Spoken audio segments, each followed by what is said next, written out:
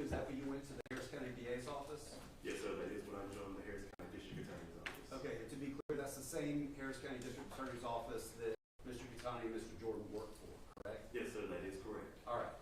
So let's start with, well, I guess let me ask this. You also received, they don't just throw you into vehicular crimes, right? They give you some training. Is that fair? Who? The law enforcement. Like when you went to at HPD, they didn't just say you're now assigned to vehicular crimes. They had to teach you how to do some of these investigations, right? Yes, sir. That is correct. And you received periodic training after that, right? Yes, sir.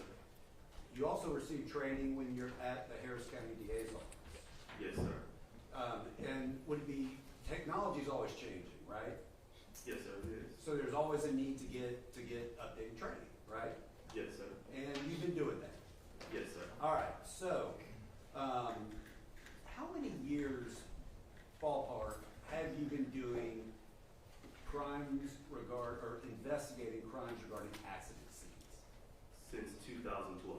Okay, so let's talk about that then, about an accident investigation, a reconstruction. In order to do a proper and thorough reconstruction, I'd like for you to list for us what all you need to review. Okay, so let's start with this. Would you need to review all offense reports created by police departments regarding the incident? Yes, sir.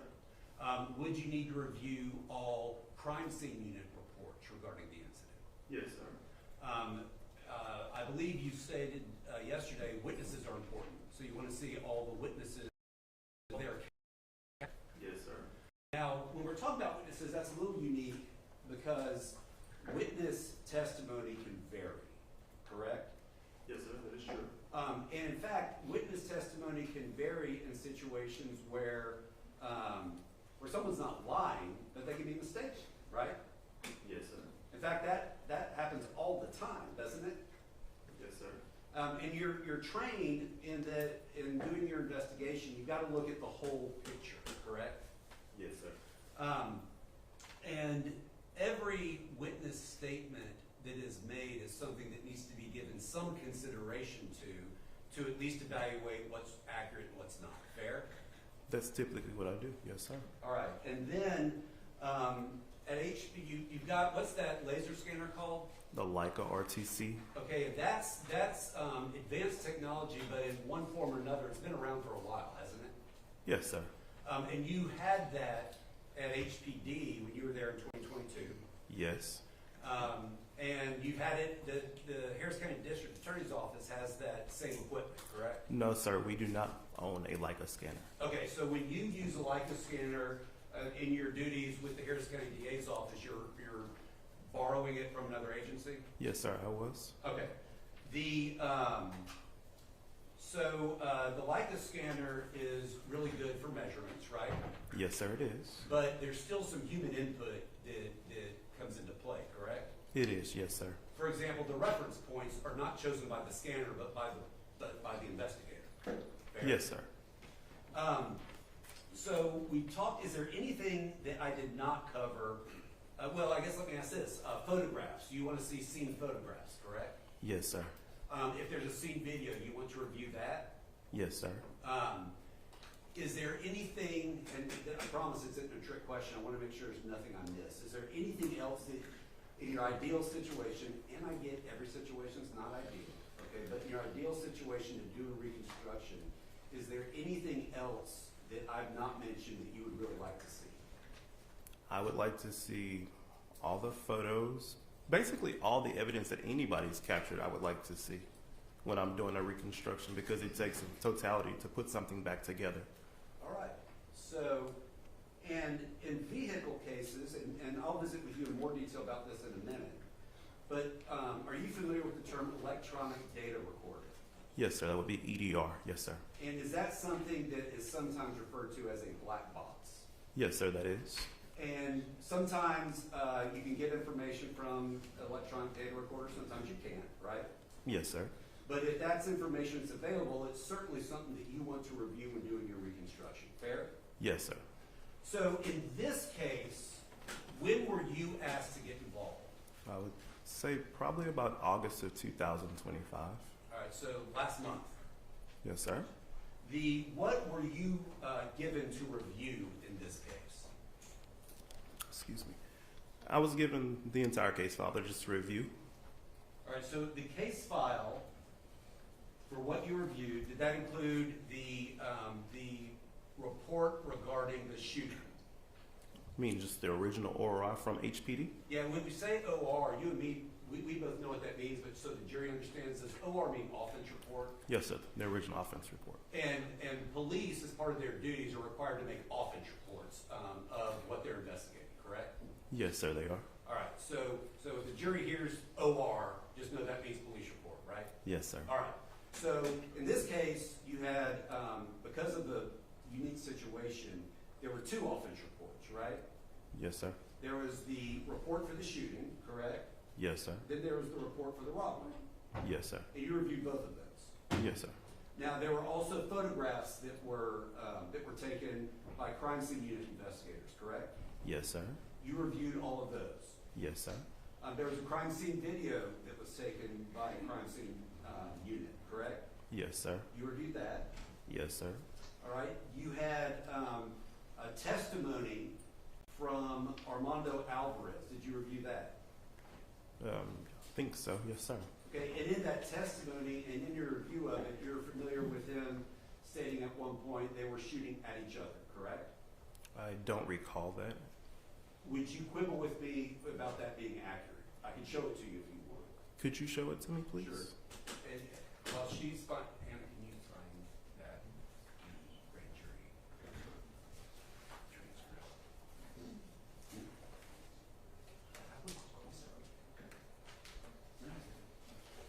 All right, while she's finding that, did you review any testimony from Wendy Alvarez? I don't recall. Okay. You don't know if you did or not? Yes, I don't remember. Okay. Did you review the statements from Wendy Alvarez or Armando Alvarez that were listed in the offense report? I just don't remember because I review cases literally every day for all the crash fatalities. So I read a lot. But we're in trial on this case. I understand. Yes, sir. Did you not review anything before you came out to the stand? I'm just trying to remember what I can, sir.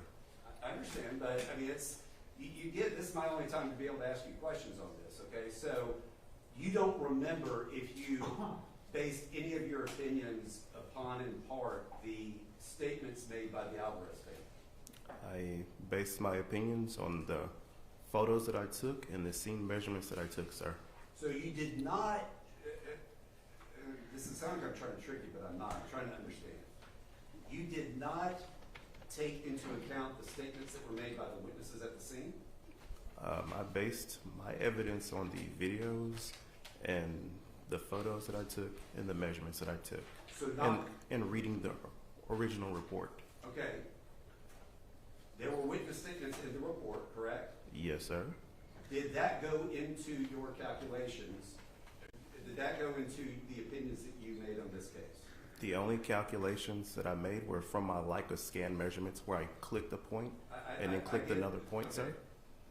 Judge, may I take this witness on board hire? No, Judge, I'm not offering anything. You can't take the witness on board. I get a little confused. Regarding what he is specifically an expert in, crime scene reconstruction versus shooting incident reconstruction. Judge, He's asking, if I may, the attorney's asking him about who is shooting at the scene.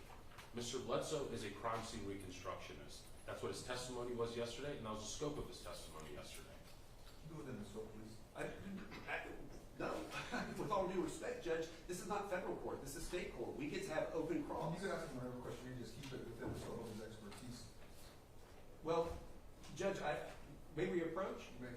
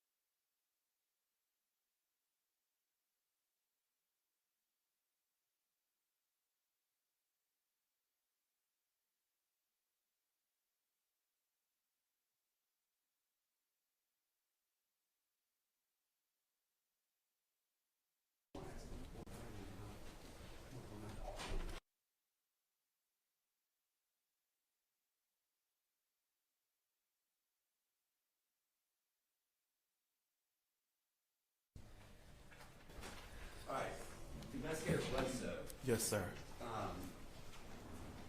Where is it? May I approach the witness? All right, you said earlier you thought you reviewed testimony from Armando Alvarez as part of your review of the case. Yes, sir. All right. I'm showing you prior testimony of Mr. Alvarez, okay? And if you'll look at lines 8 and 9 there, you can read as much as you want, but I want you to focus on lines 8 and 9. Don't read it aloud, just read it to yourself. And tell me when you're finished. I'm finished. Okay. Does that refresh your memory as to whether or not Mr. Alvarez had previously testified they were shooting at each other? Can I say kind of what I just read, actually? You're welcome to say it, yes. Because right now I'm just reading Yeah. where it says, as I slow down, I heard the first gunshots. They were shooting at each other. There you go.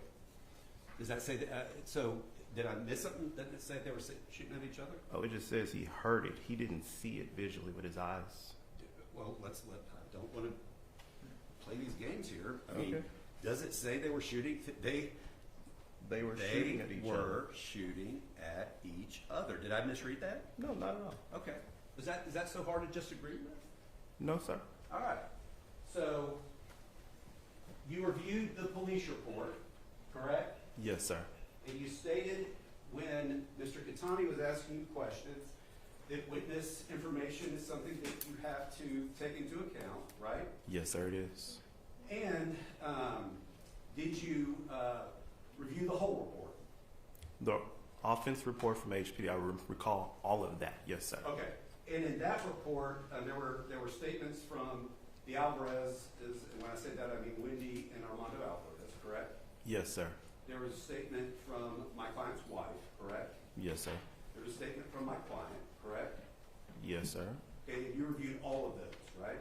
I have reviewed them before. Yes, Okay. sir. And did you take those into account when you were making the opinions that you were making on your case?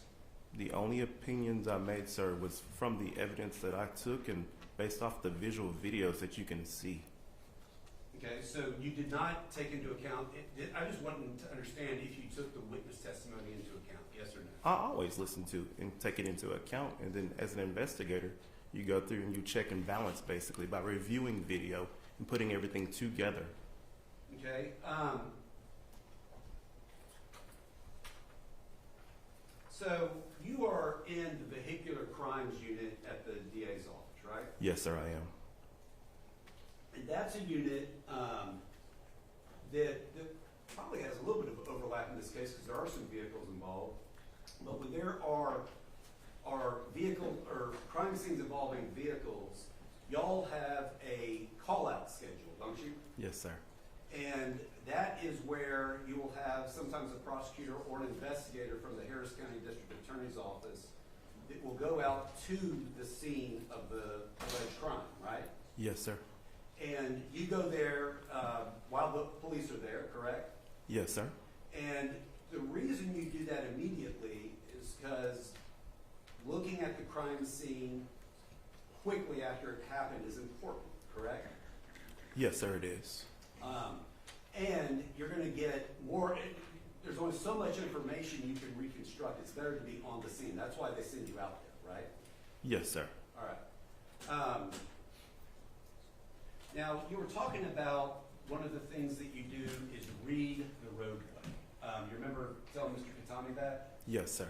When we're reading the roadway, that is it fair to say that that's where you're looking for certain clues from evidence on the road itself? Yes, sir. Some of those clues can be things like something called a yaw mark, right? Yes, sir. Could you tell the jury what that is? Yaw mark is a critical curve speed mark, basically, which tells true speed. There's a formula we can use that gives actual true speed of that vehicle because it's a tire that is rotating while side slipping. Okay, and then are there things you can do to calculate vehicle pitch? Yes, sir, there is. Okay, would you tell the jury what pitch means for a vehicle? As far as like it basically turning pitch, you mean? Like a rotation? The kind of pitch that you look at, yes, sir. Well, we have a vehicle that's turning and has a pitch angle basically. So basically a deviation off of its normal axis, essentially.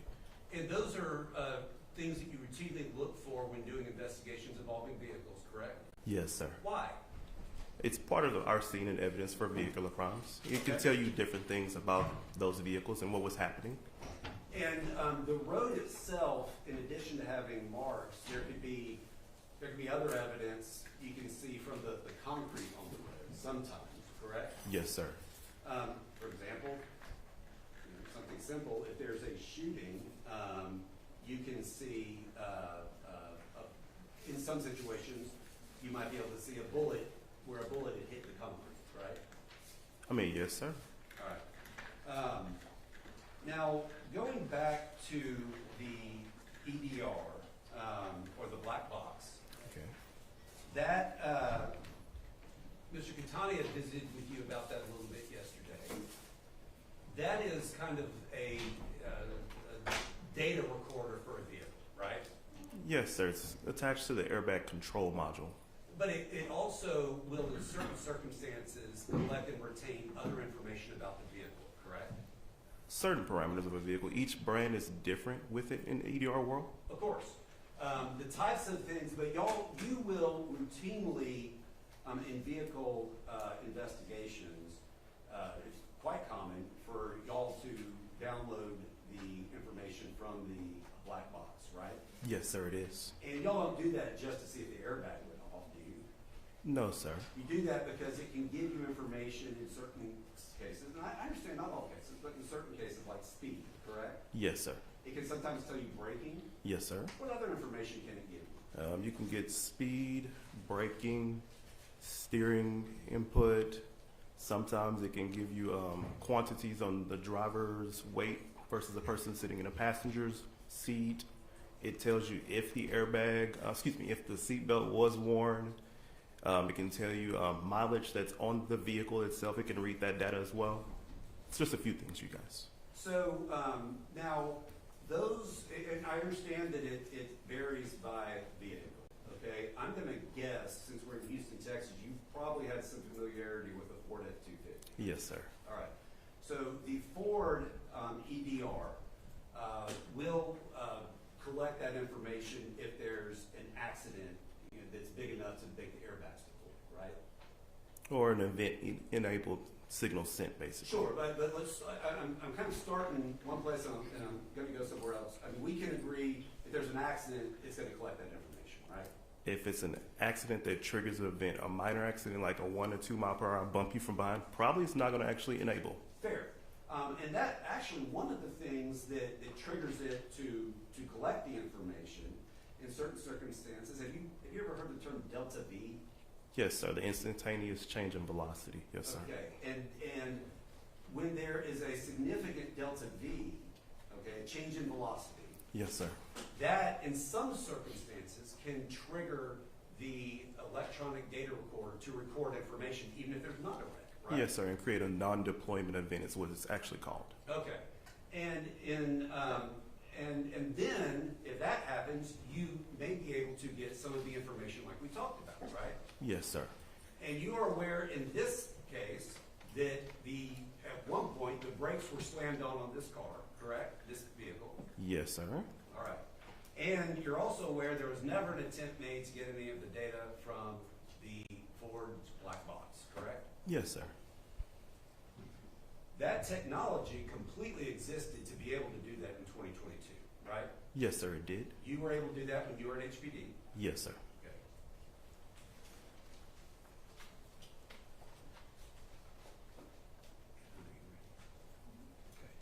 I'd like to publish State's Exhibit number 2. Let's see. Well, hold on. I think we messed up because it was Zoom. Judge, we have just a minute for a technical thing. I think because of the Zoom, it is, Mr. Tani's going to do. it's on the right. Out. It Just takes a second. Young attorneys. How they earn their keep.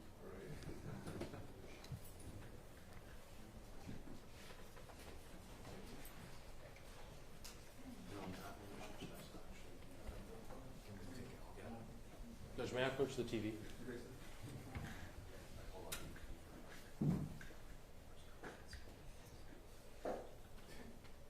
Y'all might have seen the TV in there with the VCR. That's how we grew up. You can just plug it in. You can give it to the Smithsonian.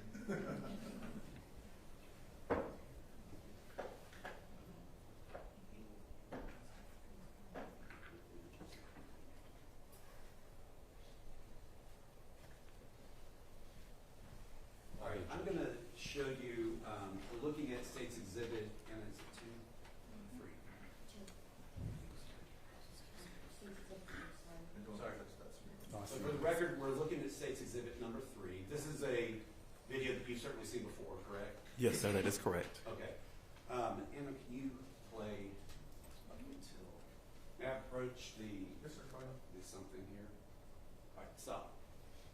All right, now when you look there, is that the robber? Yes, sir, that is the original robber from the 18th. His hand's extended there, correct? Yes, sir, it is extended. All right, and I'm going to show you Defense Exhibit number 9. Do you see this, sir? Yes, sir, it's just a screenshot of this same frame pretty much. Okay. Is it fairly and accurately depict the screenshot that you're seeing right there? If I can see the time that, but the boxes in the way. Well, for just this more or video. less. It doesn't need to be precise. Yes, it is. Okay. Pretty close. Tender Defense Exhibit number 9 to opposing counsel offering the evidence. Yeah, no objection, Judge. With no picture made, defense will not be admitted for evidence and published leisure. Okay, and that is, we said, consistent with, that's consistent with someone shooting a gun, right? That's consistent with somebody extending their arm right now. You think the robber's just saying hi? He's sticking his hand up, and if he has a gun in his hand, which I think he did from seeing the other videos. You're not denying that they were robbed, right? I think we agreed on that. No, I totally agree with that, sir. And if you go forward to the next one. No, 2. Where he- trying.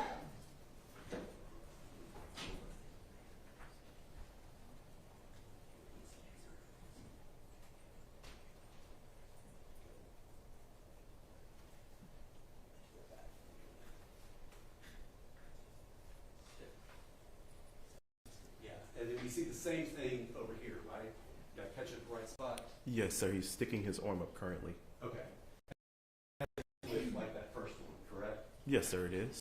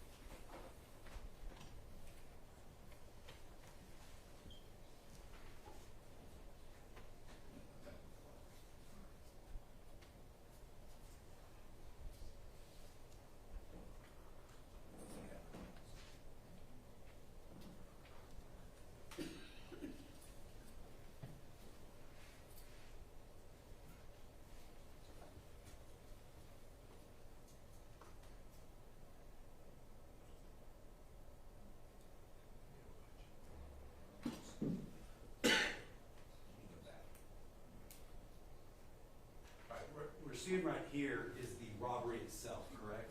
Yes, sir.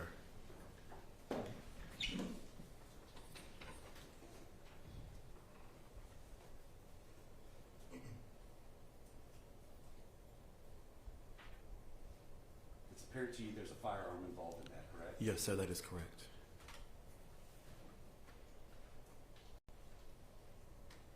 Anna, can you pause? We show you Defense Exhibit number 8. Same question as last time. Yes, sir. Is that, it's not that exact moment, but is that a screenshot that fairly and accurately depicts part of the video that we are watching? Yes, sir, it is. tender defendant's exhibit number 8 to opposing counsel and offer into evidence. Yeah, no objection, Judge. We move to make defense number 8 will be admitted as evidence and published. Not yet. Good.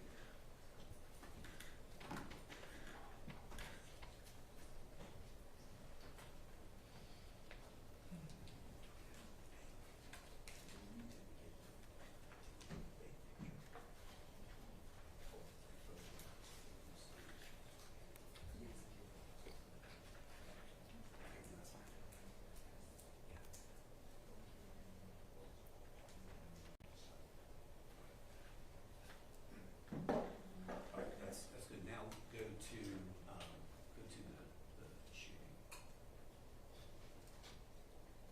All right, now on state's exhibit number 1, we're looking at, we've seen this a few times. Tommy went over it with you yesterday. As soon as you just get to the part where Tony is coming out.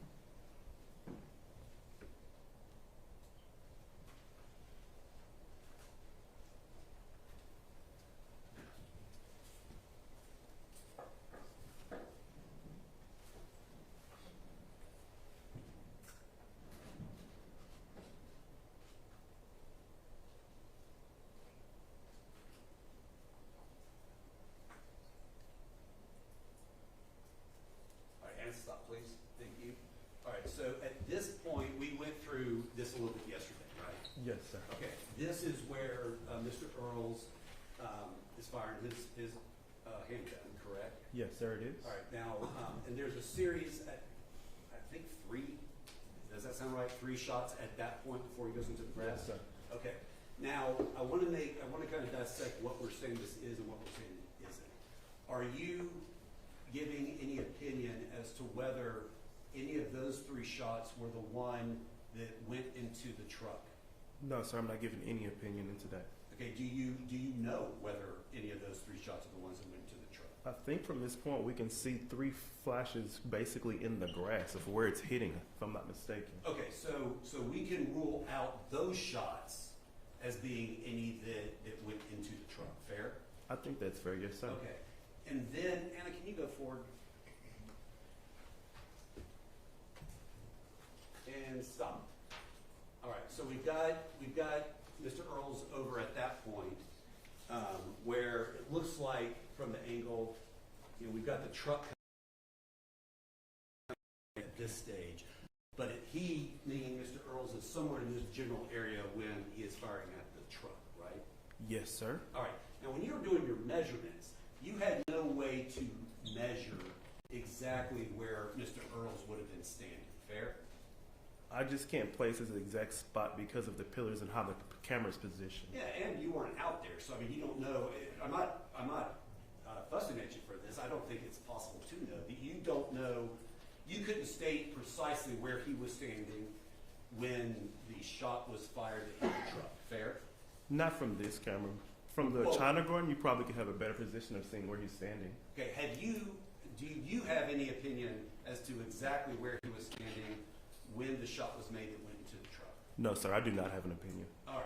And you also, to really know that, you need to know kind of where the truck is too, right? Yes, sir.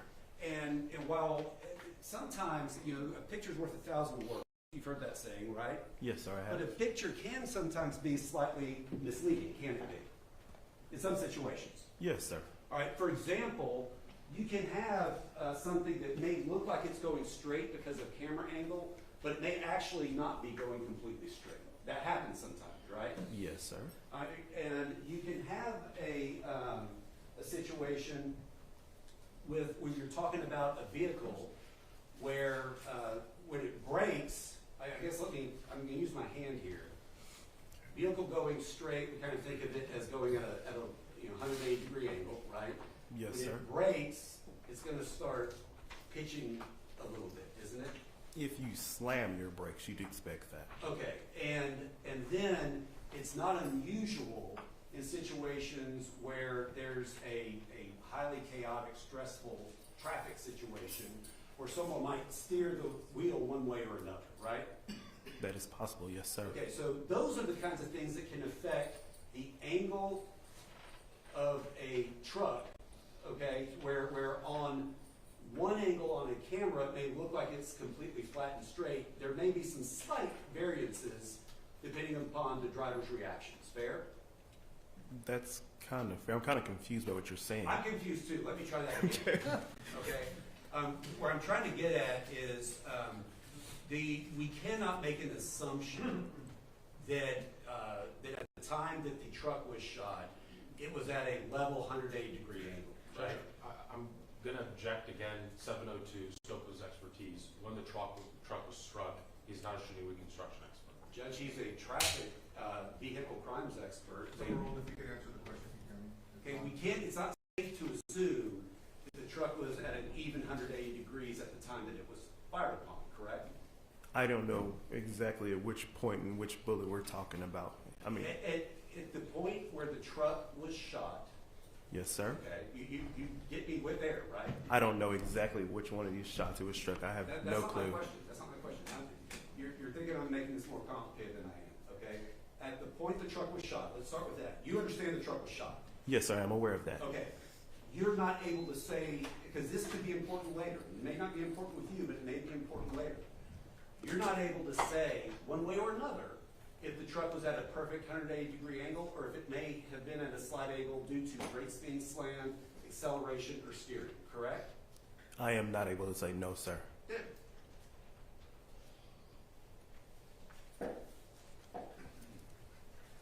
May I have just 1 second, Judge? Yes, sir.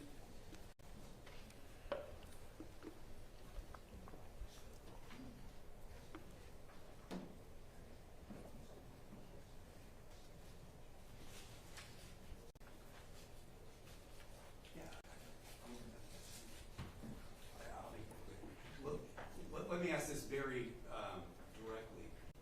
You do not know exactly where Mr. Earls was standing at the point that he shot the gun where the bullet hit into the vehicle. I don't know the exact spot. I mean, you can look on this video and the China Garden video and try to place him, basically. You get generally where he is, but you can't. And I'm asking this for purposes of precise measurement. Okay, we know that generally he's where he is in that video right there. I get that. But for precise measurement purposes, okay, you can't state he was exactly X number of inches or feet away from any reference point at the time that he fired the bullet that went into the car. From this video, no, but from the other video across the street, you get better reference of kind of where he is standing. You get a better reference, but you can't state with any precision. Like you couldn't measure exactly where he was standing, right? With the 3D point cloud, I could actually fly over to that spot and place him in that area he's at right now. If he were there, you can't do that now, can you? Well, based off of your videos, if you have a person or you have objects you can use for reference, like I did with the tire mark, with the lane line right here, I can say, hey, the lane line is near the tire. I can measure from that spot.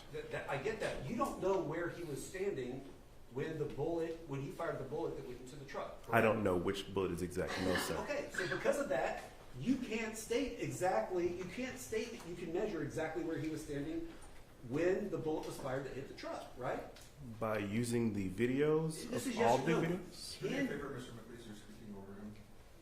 Finish your answer. By using all the videos, you can put together pretty much as close as you can from the muzzle flashes. You'd match muzzle flashes from where he's standing, and there is objects of reference. That's why I took my 3D scanner and I placed it at Objection several. non-responsive.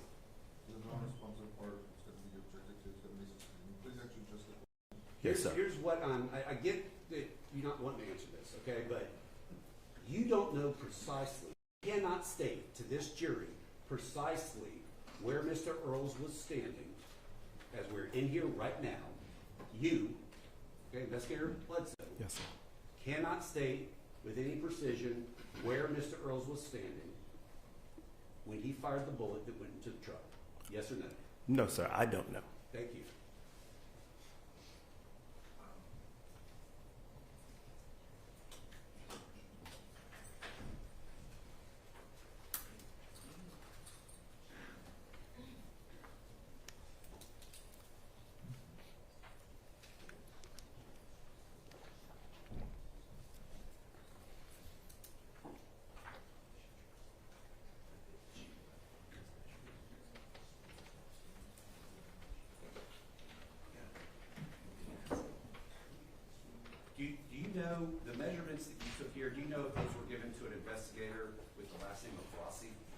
Yes, sir. We gave all the evidence we gave to you guys was presented to her as well. And she relied upon these measurements you gave her? That's what I'm assuming she did. Yes, sir. Okay.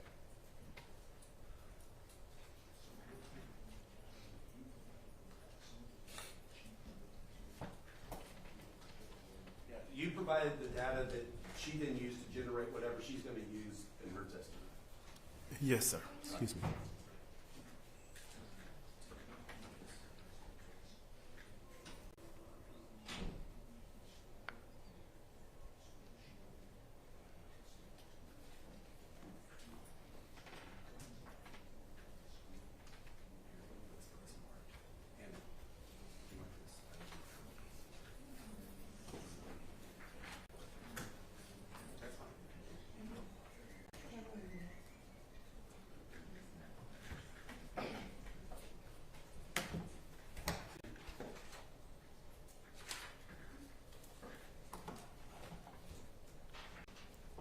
Show you what's been marked. Can I approach, Judge? I'm going to show you what's been marked as defendant's exhibit number 10. All right, is that a, that's from the crime scene photos. Do you remember reviewing that? Yes, sir. I have seen this photo. Okay.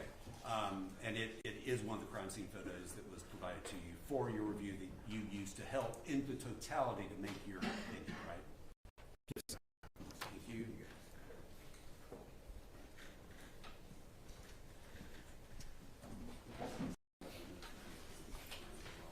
Judge, I'm considering defense exhibit number 10. Yeah, no questions, Judge. With no objection made, defense 10 will be admitted to evidence made public, sir. Thank you.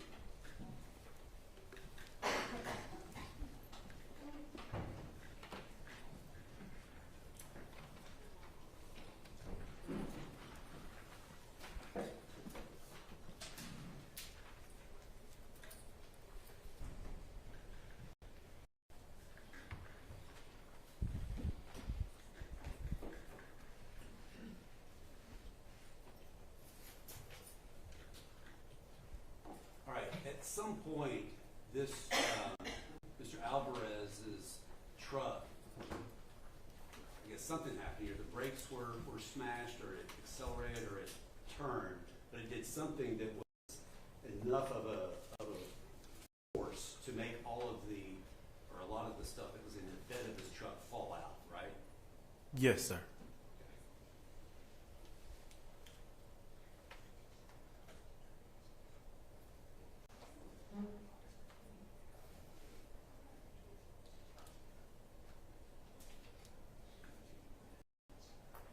Did you take any measurements or anything, or were you told to do any investigation as to what kind of forces the vehicle may have had to lead it to do to this, to lead it to expel all of the stuff from the bed?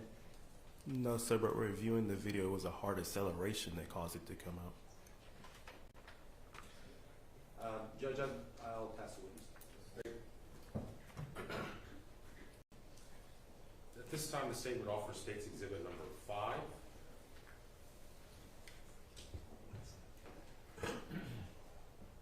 No objection. It's now already in.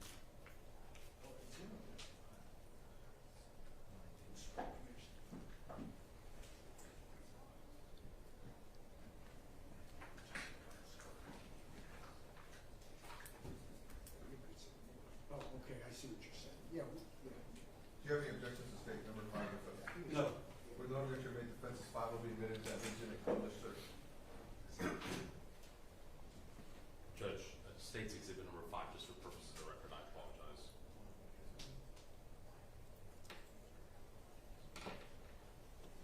And Judge, may we retrieve the larger TV just briefly? is the jury okay?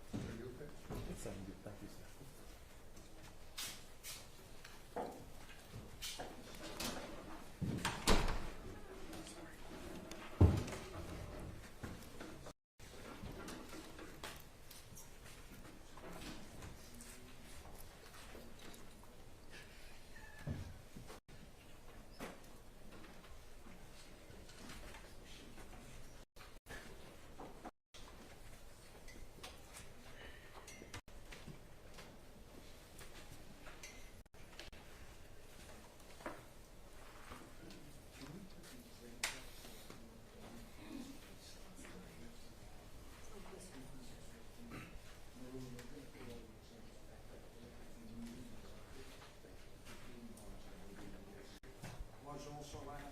Yes. Very good.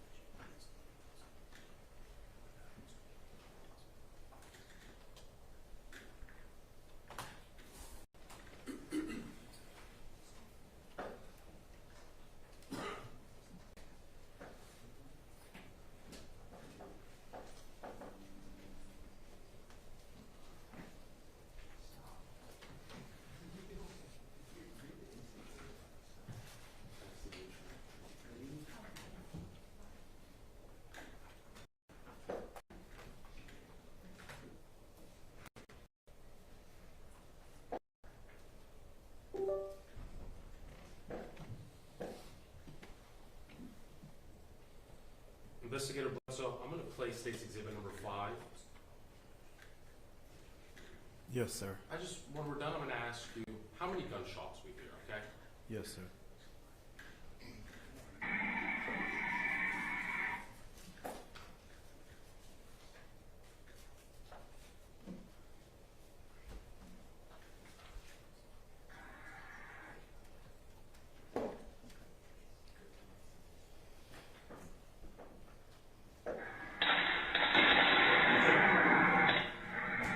We're going to start it over here. Yes, sir.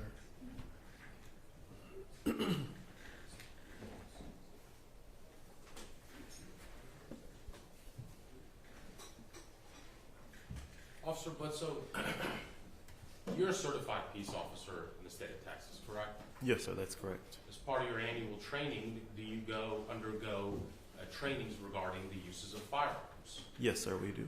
And aren't you certified in certain aspects of firearms? Yes, sir. So although you may not be able to opine about things that a firearms examiner can, you know what this gunshots sound like, right? Yes, sir. And you can tell what muzzle flash is, right? Yes, sir. But you're not a shooting incident reconstructionist, are you? No, sir. I'm not. So are you aware of whether or not, for shooting incident reconstruction, that diameter, the circumference, and the depth of the entrance of a gunshot projectile is required to determine the angle at which it was fired? Objection leading. Repeat your question. Are you aware about whether or not you would need to know the angle, the diameter, the width, and the depth of a projectile entrance to be able to make that determination, since you're not a a shooting incident reconstructionist? No, sir. I'm not familiar. Objection also assumes facts, not an evidence. Okay, it's overruled. You may answer the question if you don't. No, sir. I'm not familiar with it.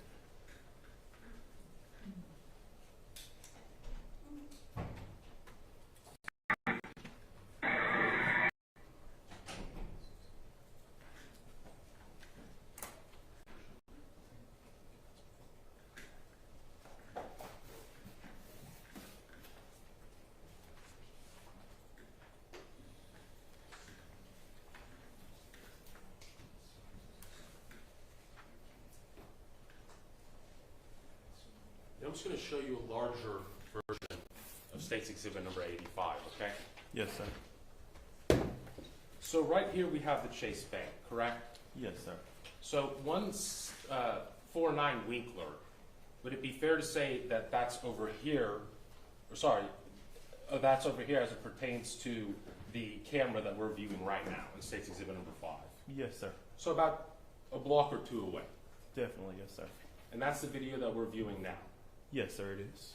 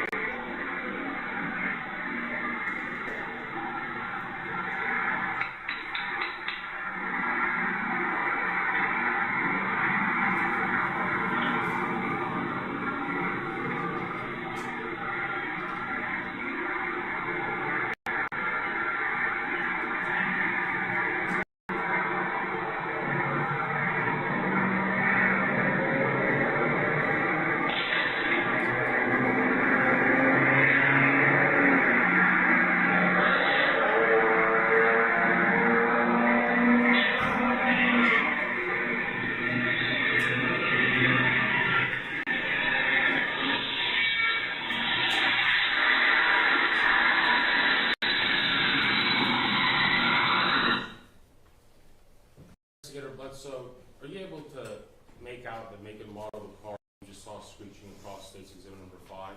Yes, sir. What was the make and model of that vehicle? It was that black BMW that was originally at the ATM. Okay.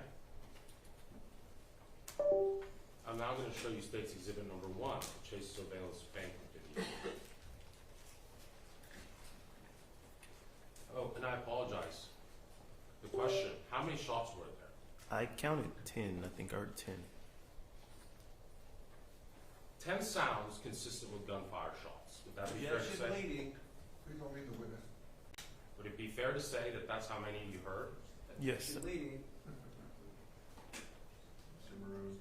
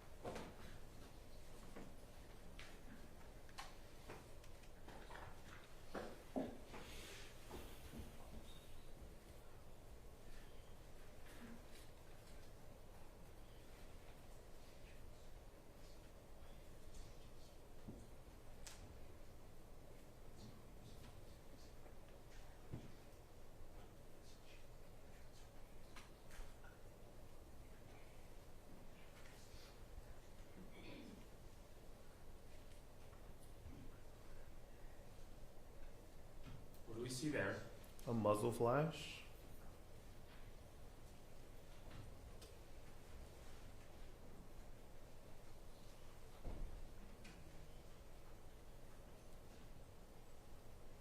What do we see there? A muzzle flash.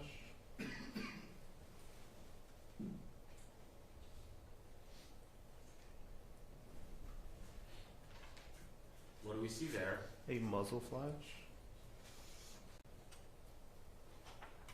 You can see grass popping up a little as well.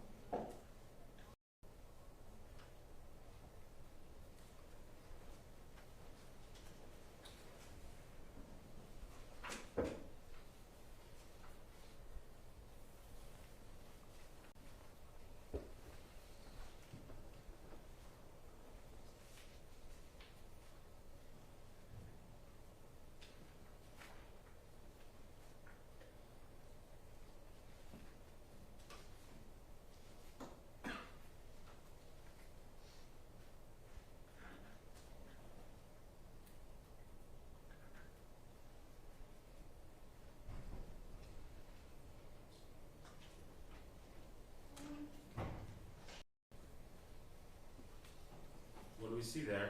A muzzle flash. How many is that so far? We're at 4 right now. Would it be fair to say that between the one that you saw taking the defendant shooting next to the vehicle and this one, were you able to see any in between? From this camera angle, no, sir.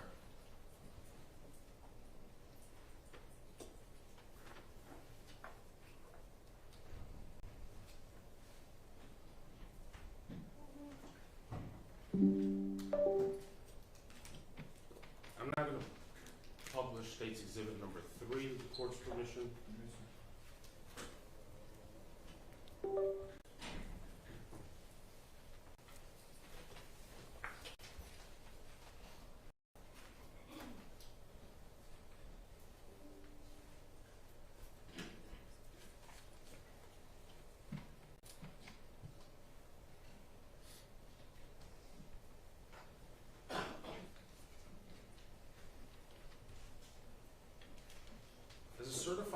officer, Mr. Bledsoe.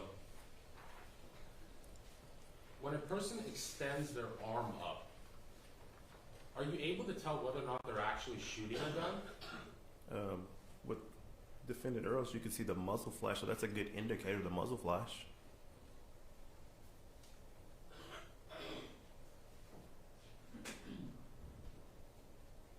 So right now, as a point of reference, where do we see the robbery suspect? He's just past, or right at the chase sign, essentially. Based on the chase video, what has the defendant already done as he's exited the vehicle? The defendant, could you repeat your question? I'm sorry. I apologize. When the defendant exits the vehicle and then the robbery suspect is at the chase sign, what does the defendant do next? He's getting ready to start taking a shot at him.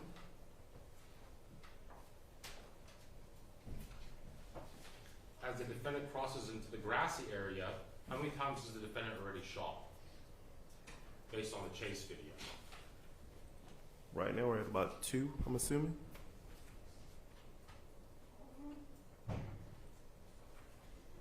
What do we see right there? We see the truck is behind the fence and everything. I can't see the original robber suspect, and you can very faintly see defendant Earls standing back there by the car. And I'm going to go back just a little bit here. Yes, sir.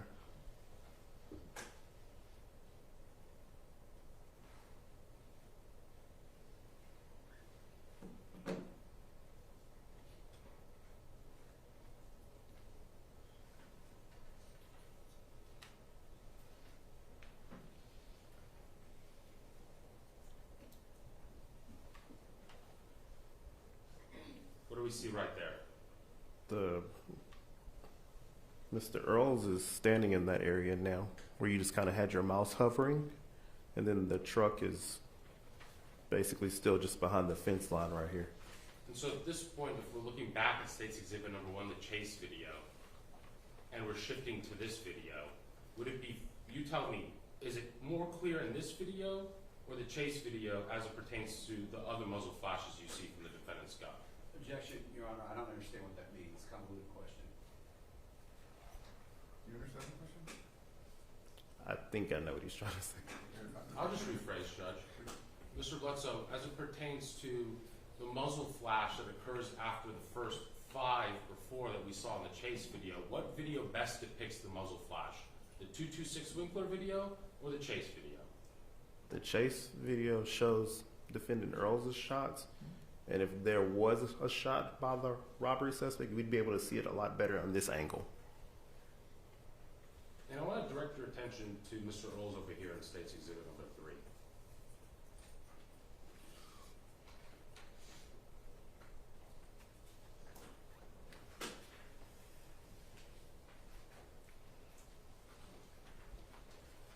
And if you need to step down, let me know. Okay. Investigator Bledsoe. Yes, sir.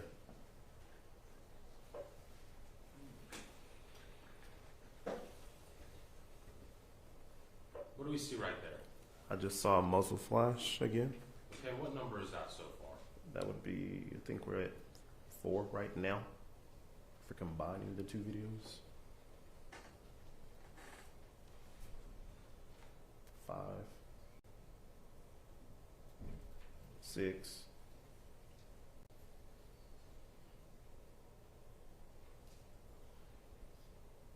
7, 8.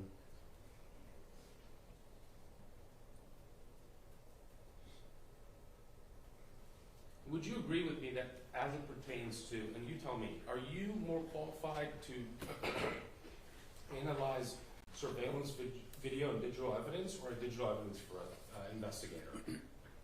A digital forensic investigator. And I apologize. I know that was a little unclear. So as it pertains to the number of muzzle flashes in the video, would it be fair to say, when it comes to those things like that, although you're not a shooting and reconstruction expert, you're at least able to tell when a firearm is discharged? I think any person can look at the video and see a flash from the end of a gun. So at least, based on what we saw here, we've counted, 8 in these 2 videos? How many? About 7 or 8 right now. Yes, sir. And how many did we hear in the audio? We heard 10. And I just want to review two very short things.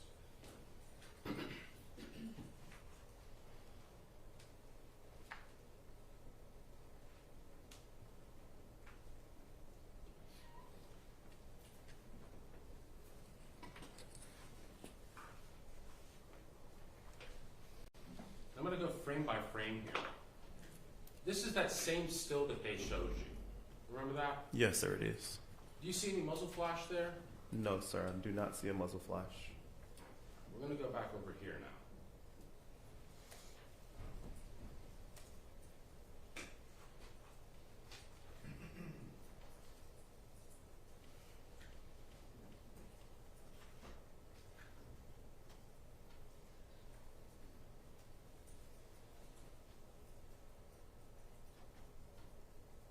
I mean, I guess you could call that extending your arm, but I mean, do you see any muzzle flash there? Objection to counsel testifying. Please don't testify.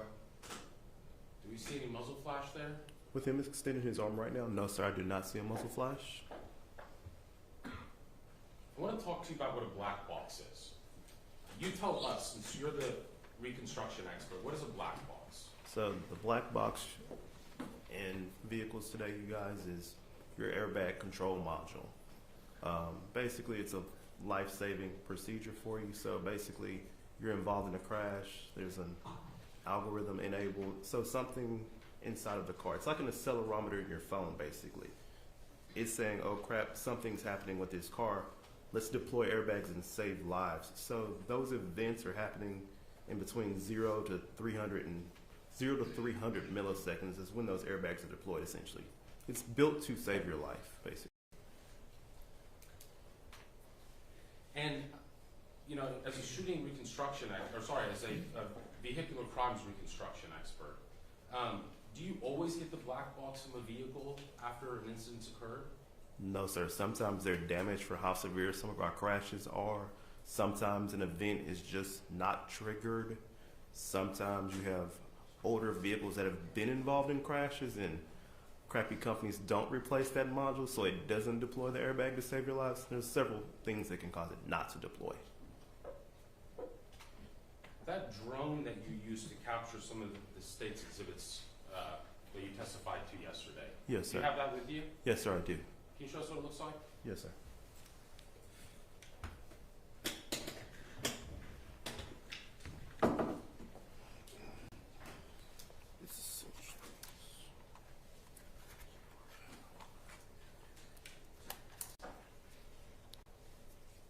It's this with the controller, you guys. With this remote controller attached to it. It's the DJI Mavic 2. Okay, I'm not going to ask you to fly to them. Yes, sir. I do want to show you a photo that you took. Yes, sir. Okay. May I approach the witness, Judge? Take your time putting it away. I know that's sensitive technology. Yes, sir. Yeah, it's expensive.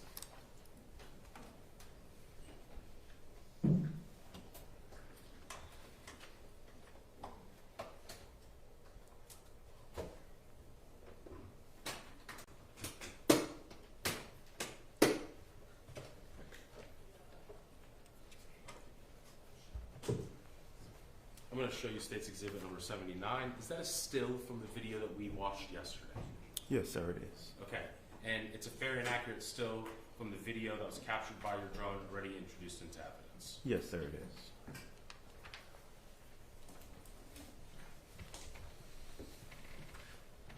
Tendering to opposing counsel, State's Exhibit number 79. No objection. With no objection, made, State's Exhibit number 79 will be admitted to evidence and published.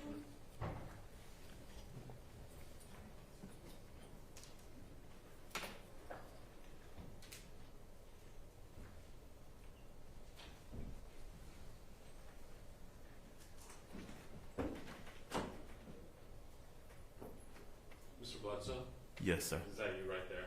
Yes, sir, that is me. Okay. So when you took this aerial photo, what were you attempting to capture?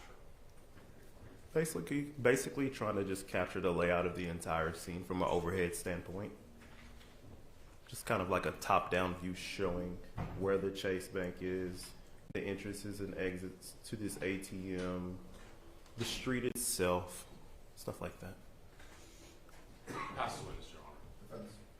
Briefly, Judge, you don't know the frame rate of the camera that was in States. Is it, Marin, which one's the 23rd one? Was it 2? Number 3. 3. That black and white one we just saw. You don't know the frame rate of that camera, correct? The camera or the camera. video itself? The camera that was taking the video. You don't know what the frame rate is.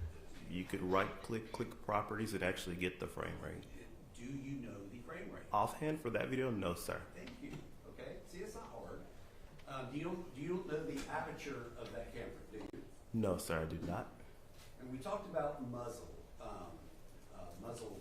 flash. Let's talk about that for a second. Yes, sir. A muzzle flash can be dependent upon a lot of different things, right? Yes, sir. I mean, guns aren't flamethrowers, right? They are not. All right. So a muzzle flash can be affected by things like type of firearm, true? Yes, sir. Barrel length, Yes, sir. okay? And it can be affected by type of ammunition it's being used, right? Yes, sir. It can be affected by caliber, correct? Yes, sir. Okay, and you're aware, they talk to you a lot about firearms here, you're aware that there are, for example, Remington, Hornady, there's a lot of very popular ammunition brands that actively market for defense rounds that have low muzzle blast, right? I'm not sure. I'm not a firearms expert. Okay, he asked you a bunch of questions about firearms, but you're not a firearms expert. No, sir, I'm not a firearms Okay. expert. And then, as far as the black box goes, they were talking to you about all the reasons as to why some data may not be there. But at the end of the day, there was never an attempt to get any black box data from any vehicle in this case, was there? No, sir, I'm not aware of any. And because of that, we'll never know what data they could have captured, will we? We do not know, no, sir. Pass the witness. Nothing further for this witness, Judge. May I finish the excuse? From the state, yes, sir. Thank you. Yes, subject to recall. Thank you, sir. Good seeing you. Thank you. Who's your next witness? I think we can set the Zoom, Judge. Okay. Is he ready? They want to take a break? Sure, that's okay. We're gonna get on Zoom. I'll take a break when you come back, so we won't waste time. Okay, we'll stand in recess for about 10 minutes. All rise for the jury. Let me have it.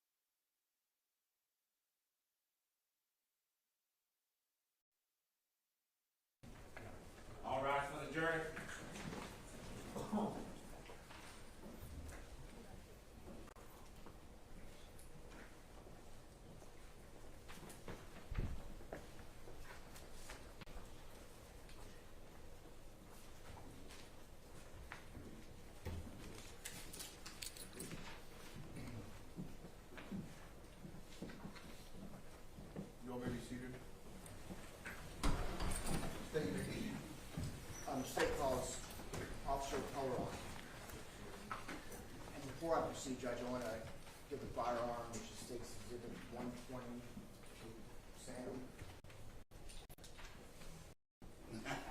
And just for the record, State's Exhibit 120 is a firearm, and Deputy Sam of the Harris County Sheriff's Office is just clear in front of the presence of the jury. And we're going to swear him in on Zoom. Actually, it's okay. Can you raise your right hand, please? Sir, please raise your right hand. Do you swear to tell the truth, the whole truth, and nothing but the truth, so help you God? I do. Thank you. You may proceed, State. And Judge, should I go up there? Yes, sir, please. I think it's easier. Good morning, sir. How are you? I'm good. How are you doing? I'm doing well. Why don't you tell the jury your name?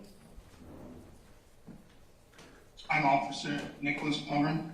And we see you're in a automobile. Tell us where you are, and we're all going to be jealous. I am in the great state of Hawaii. So you're on vacation, Correct. and you realize that defense has been gracious enough not to make you testify in person, although we were willing to fly you back from your vacation, right? Absolutely. I thank the judge and I thank the court. Well, it's the defense you should be thanking. Thank you to the defense as well. Was that one of the best conversations we had a couple of nights ago? That we weren't going to fly you back? Okay. Absolutely. All right, so Great news. let me get this going so we don't lose you on Zoom and get back to your vacation, because I think you're going diving in about an hour, right? Correct. Okay. How long have you been with the police department? It's for about 4.5 years.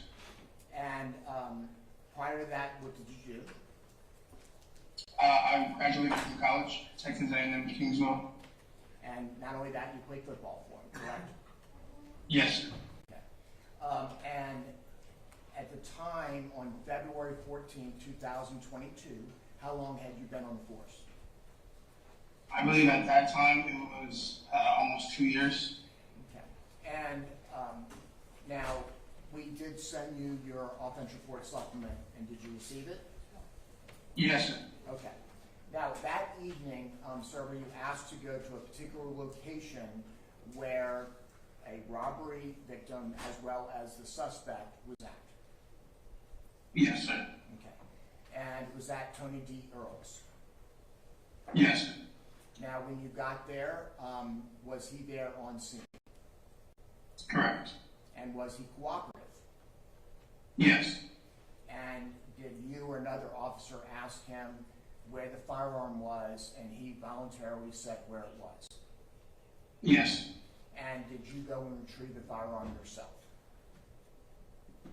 I did. Okay. And did you in your supplement state the serial number of that firearm? Yes. And can you read to the record or state to the record what that serial number was? The serial number is going to be Tom Lincoln X-ray 70074. And what was the condition of the firearm? Meaning, was the magazine in or out? What was the condition of it when you retrieved it? When I retrieved the firearm, it was as what we call cleared, no magazine inside the firearm, and the chamber was locked back. And was the defendant asked where the bullet was that was in the chamber before it was cleared? Yes. And what was the answer for that purpose? I believe the answer to that purpose was every time that you fire a weapon, another round gets chambered in. So we're trying to have all the rounds accounted for. Okay, maybe you didn't understand the question. My question is that the round that was in the chamber, did you say you put it back in the magazine? Yes, he did say that. Okay. And then did you count the number of bullets in the magazine? Yes. And do you remember how many there were? I believe there were 7 bullets in that magazine. That's correct. I know I don't think I can show you, but this. Yeah, let me see. And you can trust me that the serial number that you read out was the same one that's on the gun. Normally we wouldn't do it this way. Does that look like the gun? Yes, it does. If I was to say this is the magazine and the 7 bullets that you retrieved. Does that seem right? Yes, that's correct. And again, they were separate and the bullets were inside the magazine when you got it, correct? Yeah. Yes.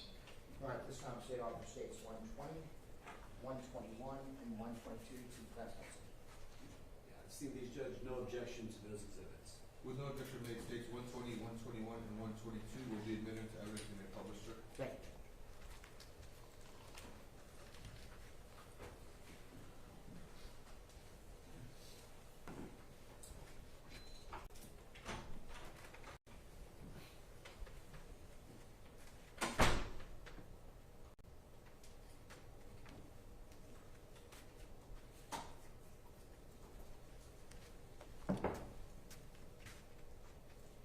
So we're talking point at you, Richard.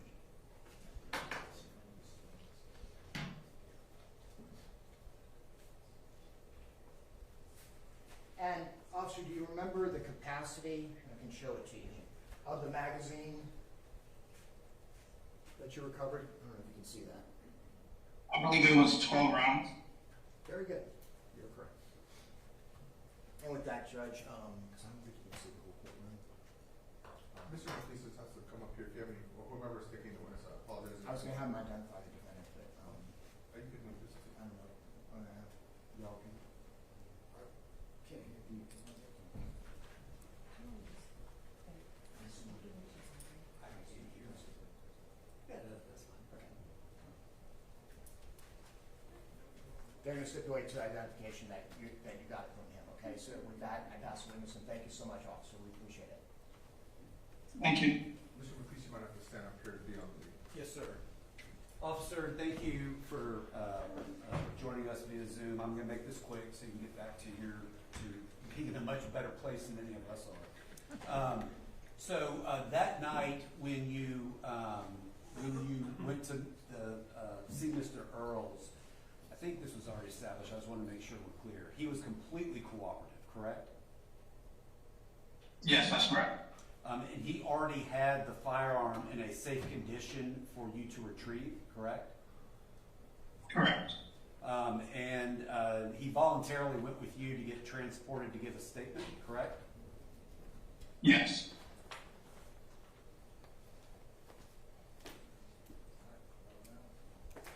All right, enjoy your vacation, sir. We pass the witness. State, Nothing further, Judge. may this witness be excused? Yes, please. Thank you, sir. Have a good day. Thank you. Please call your next witness. State calls Ms. Lambert, Sarah Lambert. Sarah Lambert. I'd rather be here, but whatever.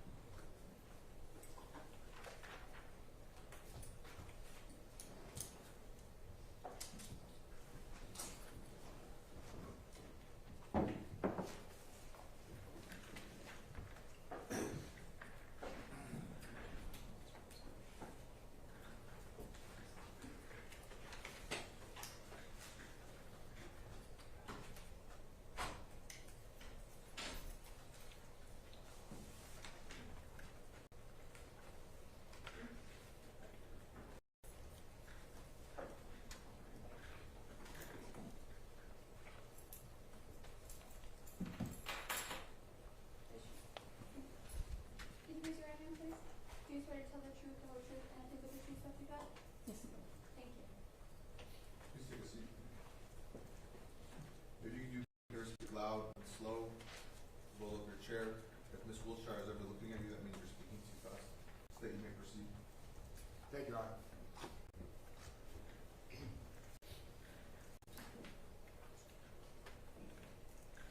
Good morning, ma'am. How are you? Good, thank you. Could you please state your name to the jury? My name is Sarah with an H, Lambert, Lambert. And I can already tell you're soft-spoken, kind of like me, so let's make sure we use the microphone, okay? Yes, sir. Just roll up a little bit closer then. Tell us a little bit about yourself. Where are you from? I currently live in Katy. I used to work for Houston Forensic Science Center in Houston. And what was your educational background? I have a master's in forensic science. And how long did you work for the Houston Forensic Science? I was there 7 years. And you're here to testify regarding the case number 2022-01966, is that right? That is correct. And tell us what your involvement in this case was. I processed 2 vehicles that were involved in the case at the vehicle examination building. We call it the VEB. And explain to us what that building looks like, or the lot, I should say. It's a small building surrounded by a fenced lot. We're attached to HPD's, Houston Police Department's tow yard. So the whole thing is surrounded by one fence, and then you can walk between the 2 lots. So what was your job with the Houston Forensic Science Institute? I was a crime scene investigator. So there's somebody that has already testified, Matos Perez, so it's kind of the same unit at the time? Yes, we were in the same unit. And so did you have kind of the same responsibilities? Sometimes you go to the scene, sometimes you process vehicles? Yes, I think just a month before I had started just doing VEB cars. We were trying to streamline that. And again, the philosophy is the Houston Forensic Sciences attempts to be independent of law enforcement. Fair to say? That is fair. May I approach the witness, Judge? You may, sir.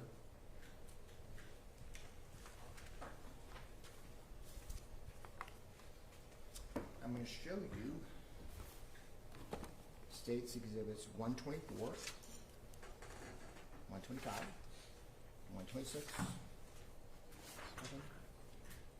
8, 21, 130,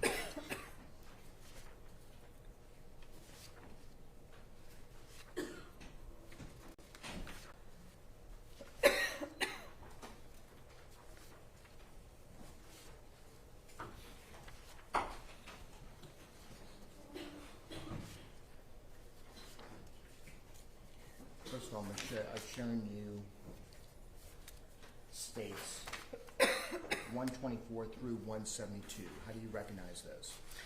Those are the photographs that I took while I was at the VEB. And is that of a Ford F-250? Yes, it is. And do they fairly and accurately depict the way that that vehicle looked on that day? Yes, they do. I'll show you 173, 174, 175, and 176. What is that? That was the second vehicle, the BMW, that I processed also on that day. And does it fairly and accurately depict the BMW as it looked that day? Yes, it does.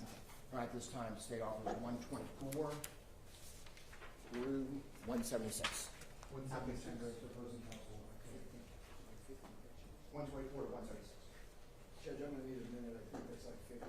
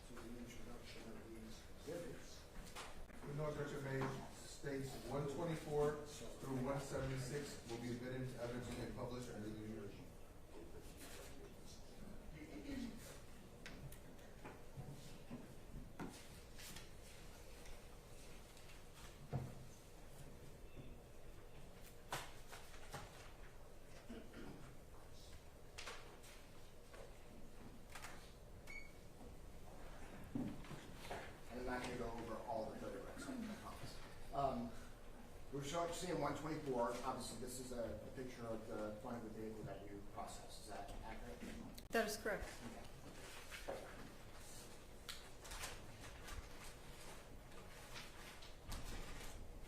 And 125, you can see the window tint.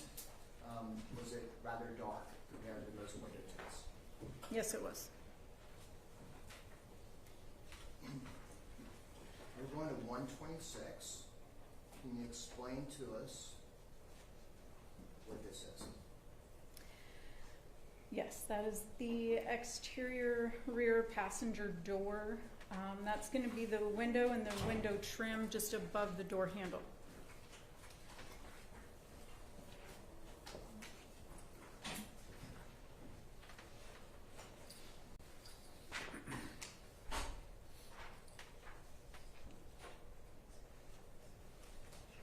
And you're taking pictures of the front seat.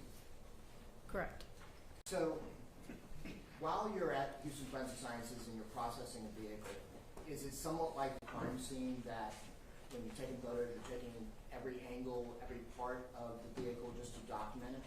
That is correct. Just don't isolate it. The main thing is in the back. You're just not going to take pictures of the back. You're going to take pictures of the entire vehicle. Fair? Yes, that's correct. However, there is some significance here. 131. That's obviously the front seat, right? That is correct.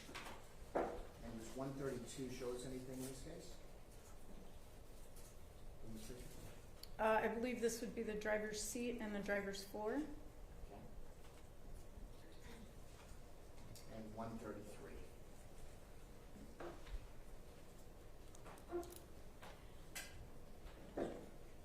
This is again the driver's area. The left side of the picture has the driver's floor. The top of the picture is the driver's seat. The right side of the picture is going to be the B pillar, and this is the floor where the door would shut. And what is that picture of? That was a metal fragment. Okay. Explain to us what a metal fragment is. So Houston Forensic Science Center takes any part of a projectile or the bullet. If it's in a piece, it's considered a metal piece, a metal fragment.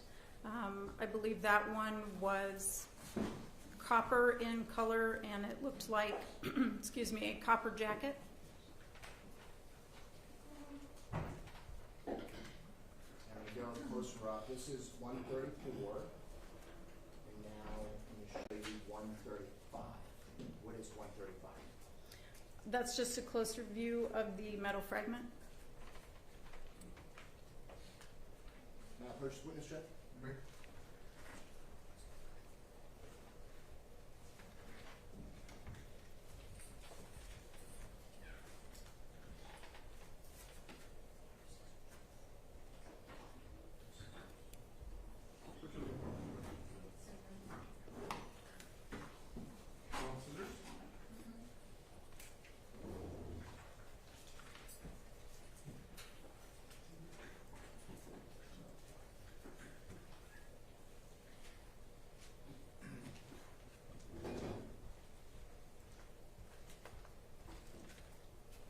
This stays 178.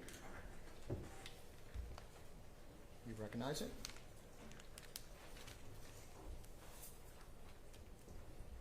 Yes, sir. And what is it? That would be the metal fragment that I collected and the original envelope that I collected it in. This time, state offers 178 and its contents. Intended to opposing counsel. No objection, Your Honor. With no objection made, 178 and its contents will be admitted as evidence to be published. I'm sorry, Your Honor. Can I see that?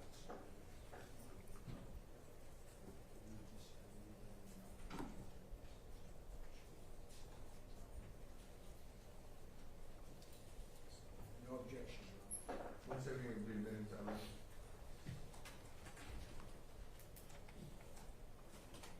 Now, this was found on the driver's side Correct. between the seat and the door. Correct.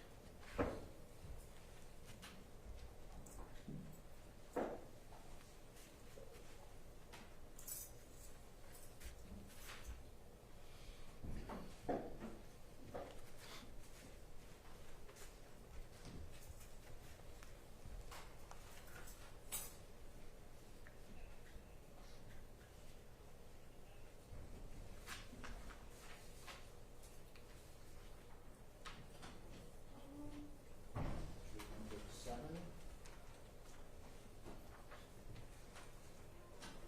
138.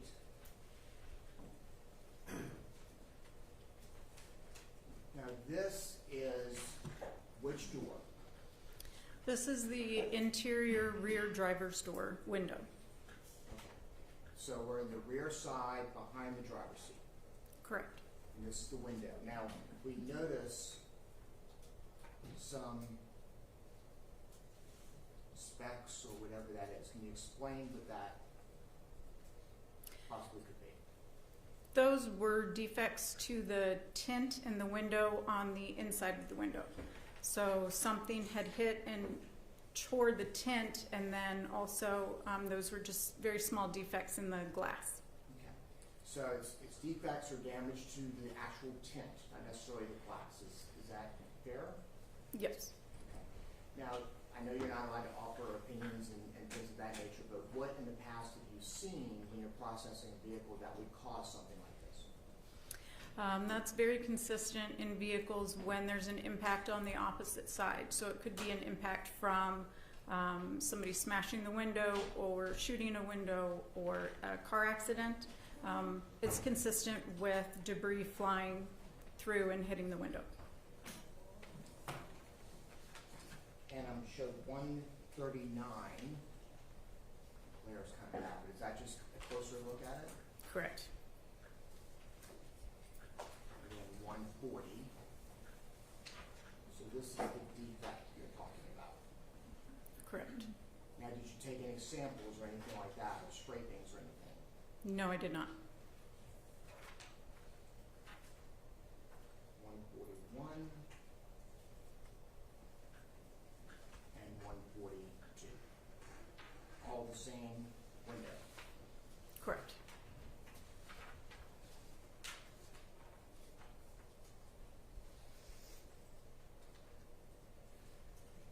And 145, what are we seeing here? This is the rear driver floor. So the top right is going to be the rear driver's seat, and the bottom left of the picture is the running board where the door shuts. And we see stuff along the running board. Can you tell us what that is?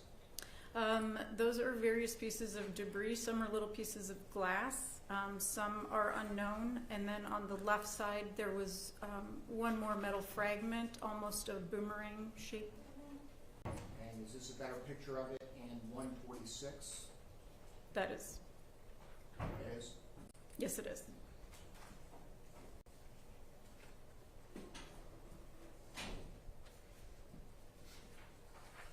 As well as 147? Correct.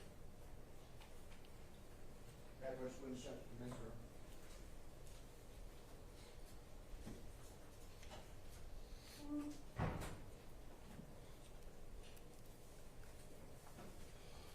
We'll show you 177.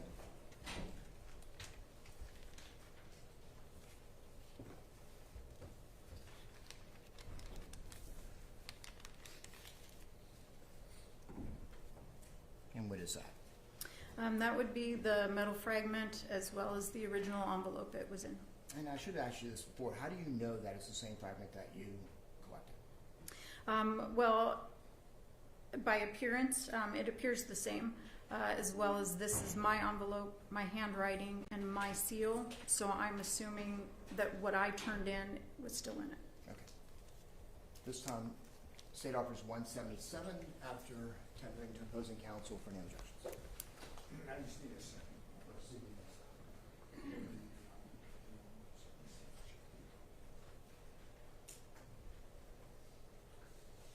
No No objection, Your Honor. No objection made. Six 177 will be admitted into evidence and may proceed. May publish. Thank you, Your Honor. And it's very small. Is that accurate? That is accurate.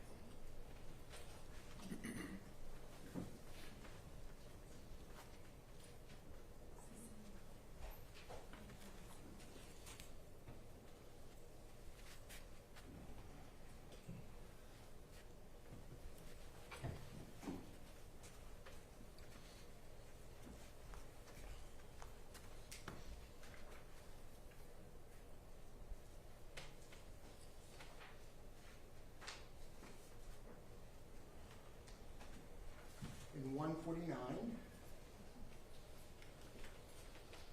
who is this located, do you remember?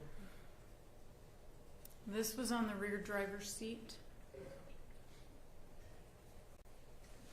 Now, in hindsight, would it have been a good idea to collect all of the blood items in the vehicle, or would you not necessarily do On that? an objective formative question, Judge, there's no other weapons or blood in evidence at this time. Good point. So you see something that's red here, would, in certain cases, would it be necessary to test that in the blood and things of that nature? In some cases, yes, it would be necessary. Okay. In hindsight, do sometimes you just take all the blood and then see if investigators need it to be relevant? If I haven't had any contact with them, then yes, I would take it all and see if they need it. Okay, but you did not collect this item. I did not collect it.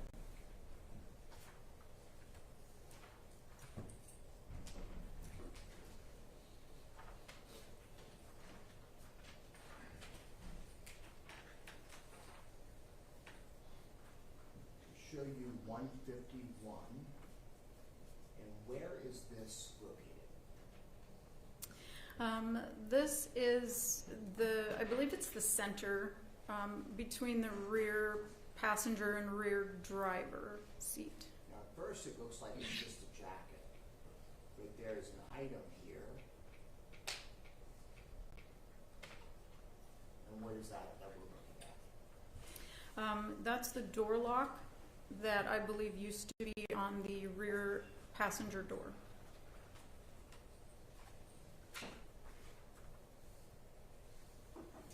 They show 152.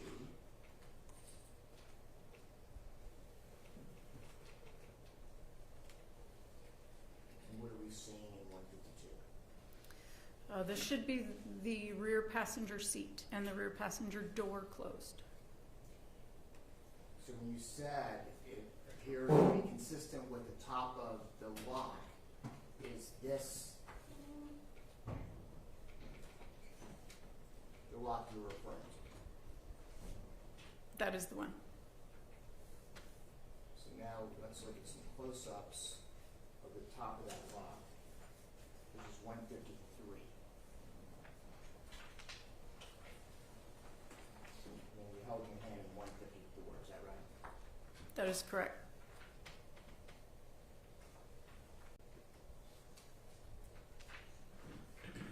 Now when you're talking about that top lock, I'm going to show you 156. This is a closer up.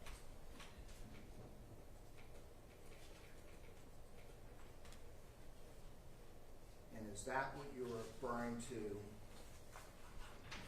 in 153, that it appeared to be the top of the lock in 156? Yes, sir. And that would be the rear passenger seat door. Yes, sir.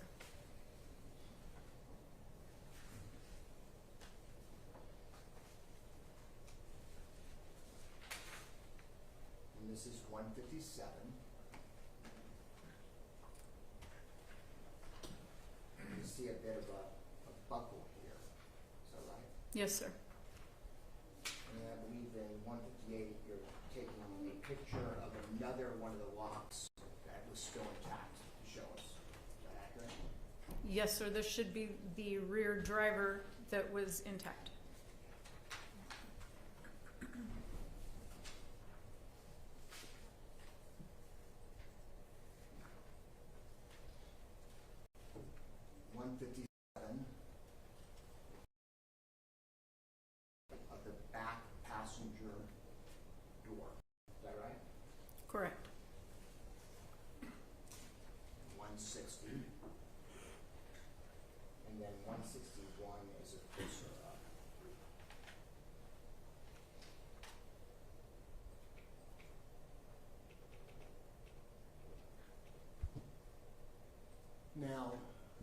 Ms. Lambert, you're not a firearms reconstruction expert, are you? No, I am not. And in your role as a crime scene unit officer at that time, were you somebody who would work on trajectory and things of that nature? No, I did not. In fact, your SOP has been allowed you to, is that accurate? That's correct. So when you're collecting this evidence, is that for somebody else to potentially look at? Yes, sir. My role is more documentation. And if it's a different type of surface, sometimes you could use a trajectory rod, but you would offer no opinion. Is that fair? That is correct. In order to use a rod, you have to have two surfaces with two holes. Less than that, we're not allowed to use one.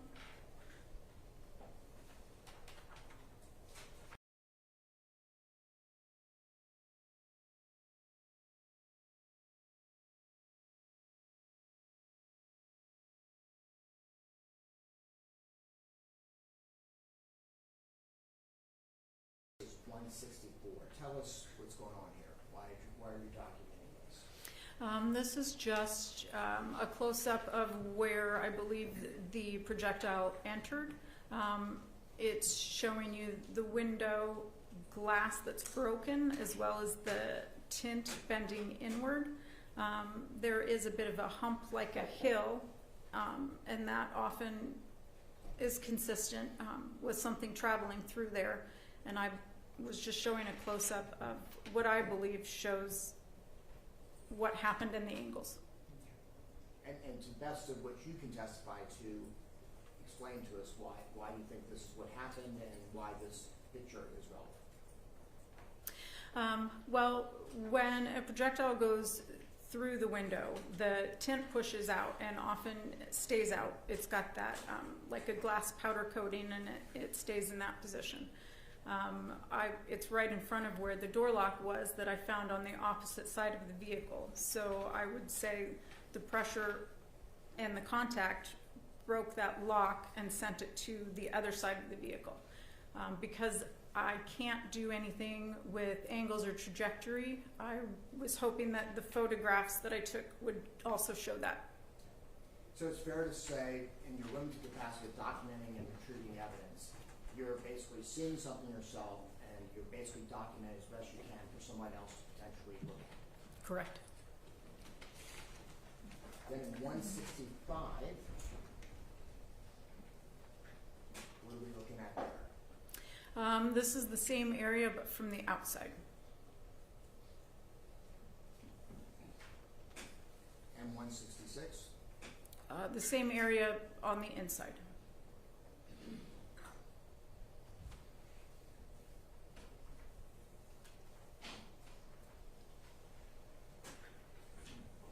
And you're doing something here in 167. What is that? So that hump or that small hill that was by the door lock, I sliced that and lifted it and photographed to see if there was anything there that needed to be collected, and I was just showing that it was just fabric. My glove is there to sort of, it's hard to see black on black. So is that from 166 and now you're lifting it? Is that how you're doing it? Correct.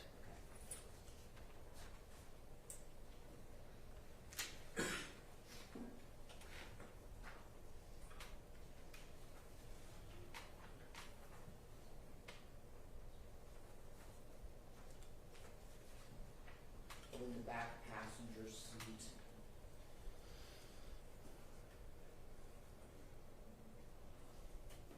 We have a red substance, is that accurate? Yes, sir. And you didn't test it or anything of that nature? I did not test it.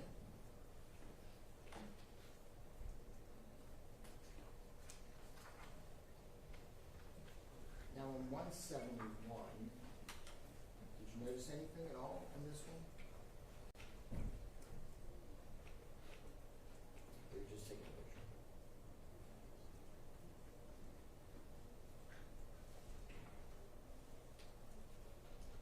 And we have here,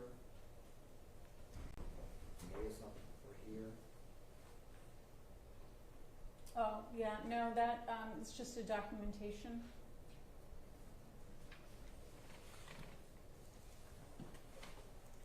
And how about 172? That was just a little bit of a defect or maybe glass debris that is the top, sort of by where the door handles you would grab on the rear passenger area. Now, as far as the processing of that truck, did you look for another defect caused by a firearm other than the one by the lock and the window? I did, but I did the interior-exterior vehicle. Did you happen to, did you even know that fuel had been lost from the vehicle in order to look for another defect? I did not know that.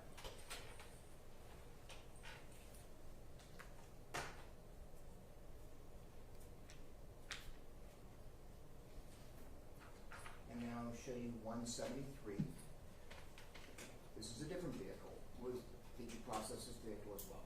Yes, I did. And was that swaps for DNA and things of that nature? Yes. And 174. 175. And 176. That was all the same vehicle. Is that accurate? Yes, it was.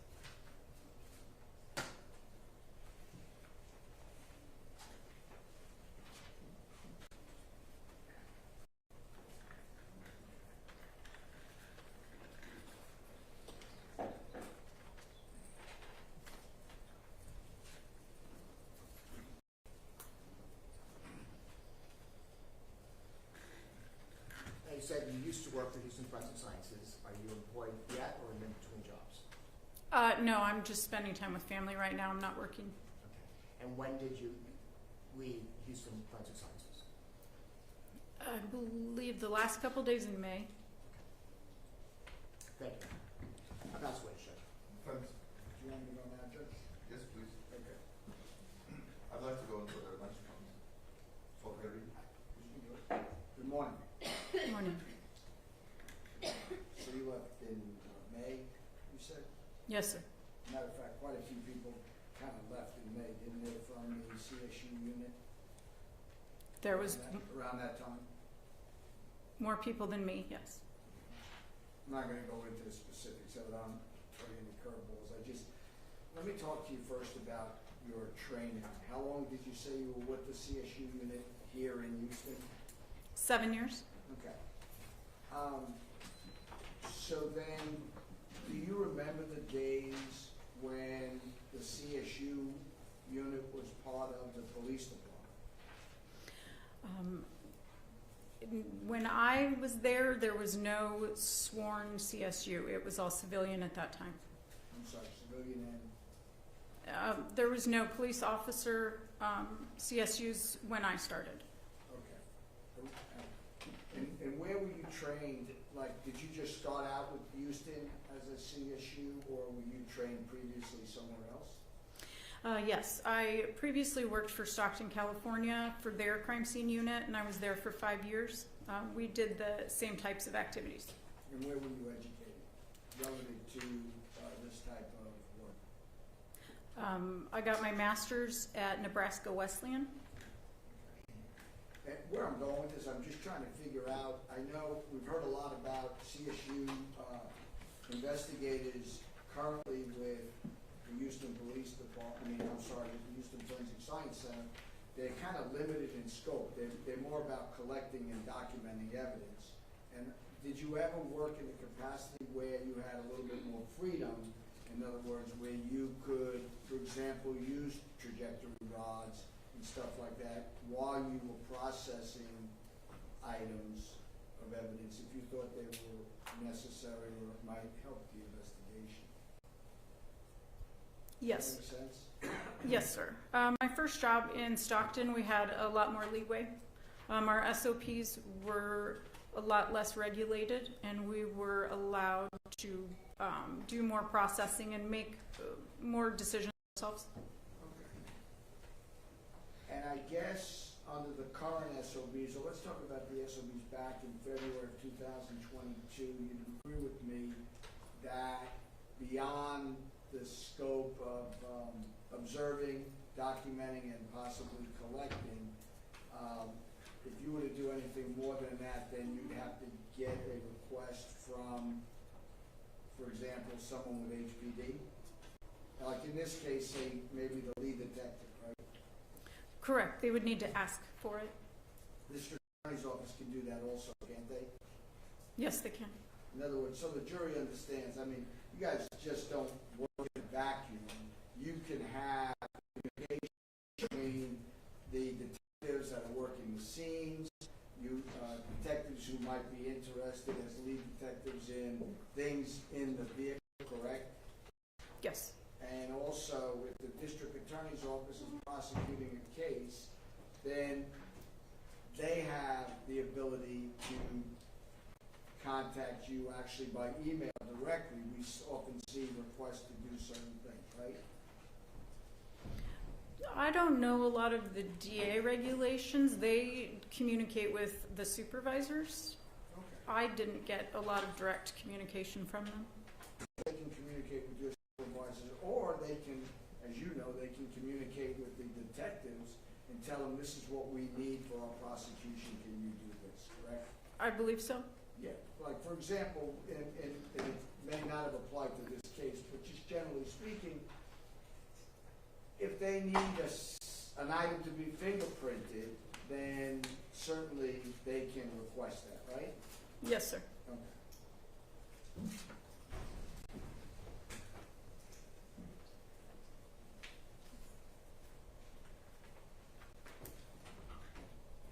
I'm going to go over a few things with you. I want to address some things that Mr. Jordan brought up first. And then you did recover a couple fragments from the vehicle, correct?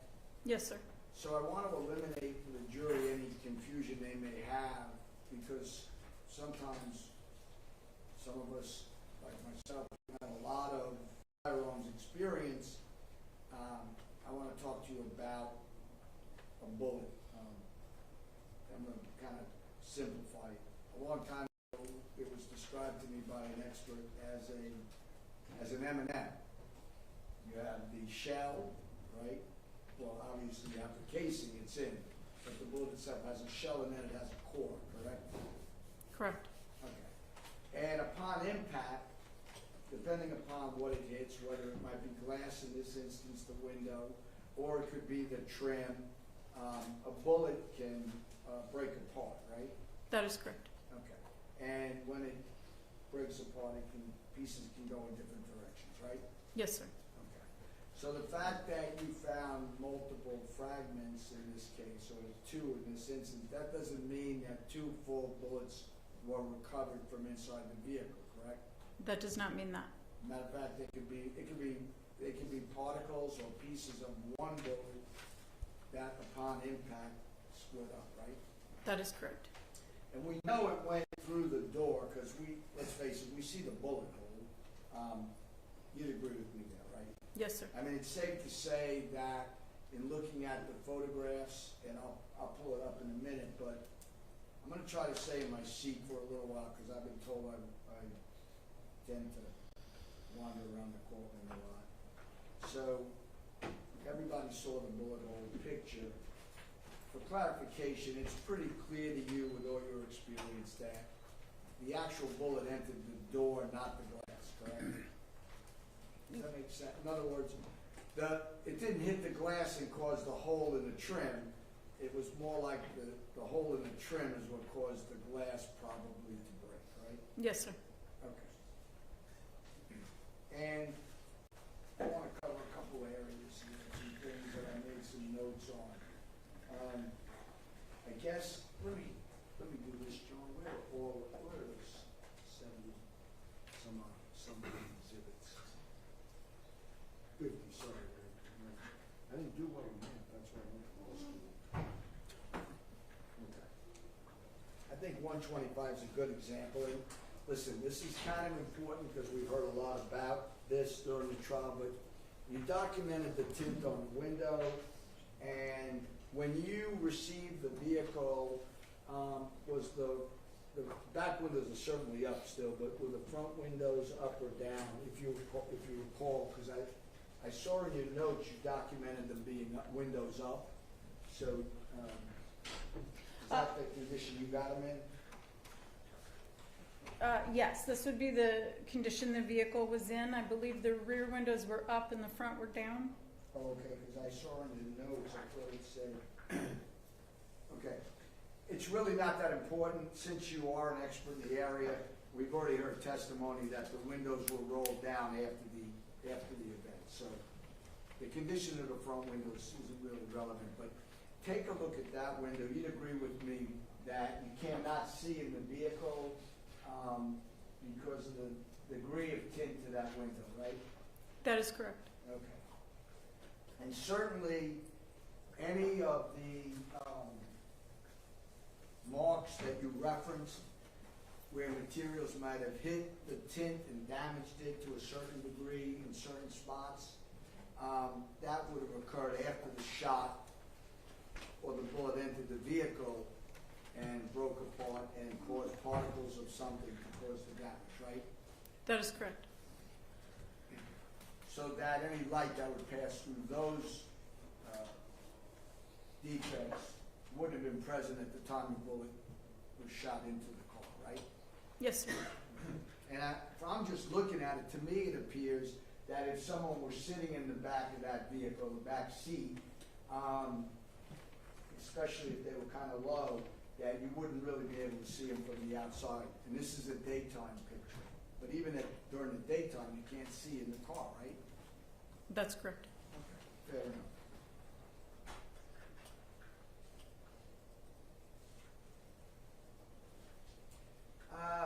Let's see.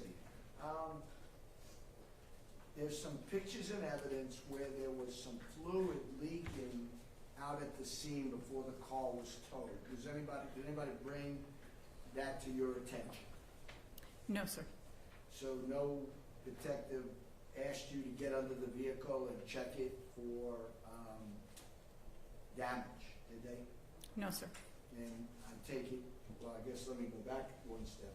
You have the ability to put vehicles on a lift, right? Yes, sir. We do have one lift. Okay, I mean, you can move the vehicle, put it on a lift and look underneath it, right? Yes, sir.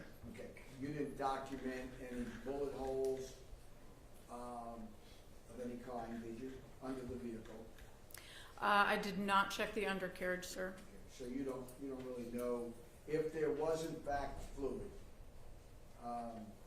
Was it leaking? Do you remember if it was leaking when it was in your yard, your storage facility? I don't recall any leaking. Okay. Just want to make sure it's something that can be done. For example, if damage was caused by hitting a curb or any exterior damage, you have the ability, the means to make that inspection, right? It would just be a matter of someone who's in charge of this investigation requesting that you do it, right? Yes, sir.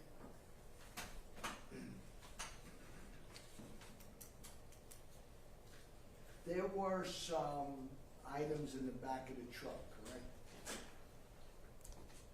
I believe there was. Did you remove the items from the back of the truck and examine those? I believe I looked through them but didn't take everything out. Okay, fair enough. And you didn't document any bullet holes of any kind on any of those items, did you? No, sir. If you did, you would have, if you saw something you believed to be a bullet hole, you would have obviously documented it with a photograph, right? Yes, sir. That's pretty common practice.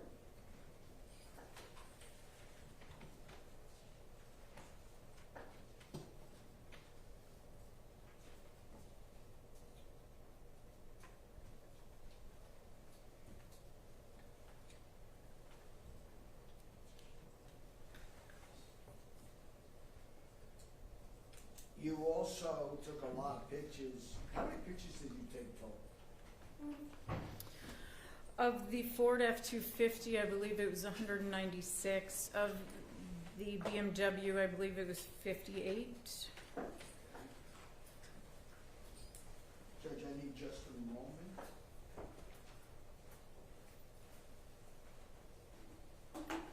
May I approach the witness, Your Honor?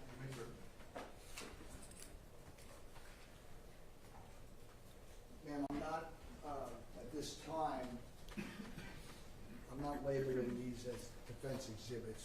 What I want to do is just see if you recognize them, okay? Okay. And I think there's one.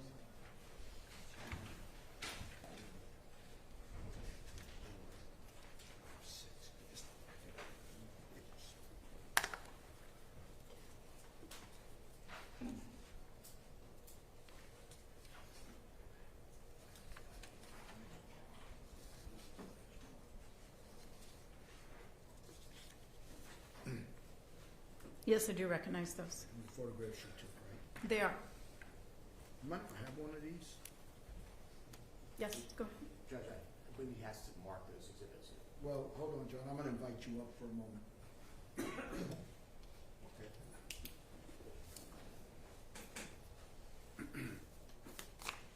Would you join me at the bench? One of you guys, I want.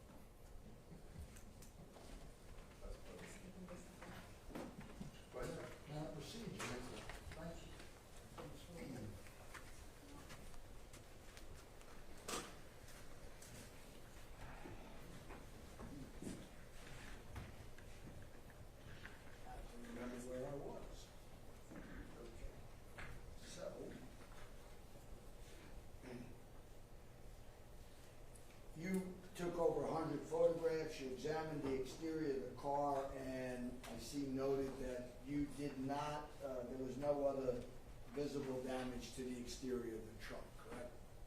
Yes, sir. And what I'm specifically curious about is, had you seen what appeared to be a bullet hole in the back portion of the truck near the bed area, would you have photographed it and documented it? Yes, sir. And you didn't see anything like that, did you? I did not. Okay. Now, Couple more questions, Your Honor. And I believe I'm going to look at 164. Well, actually, we can start from the exterior. State's Exhibit 126, specifically the hole right here, that's what you believe to be the bullet hole, correct? Yes, sir.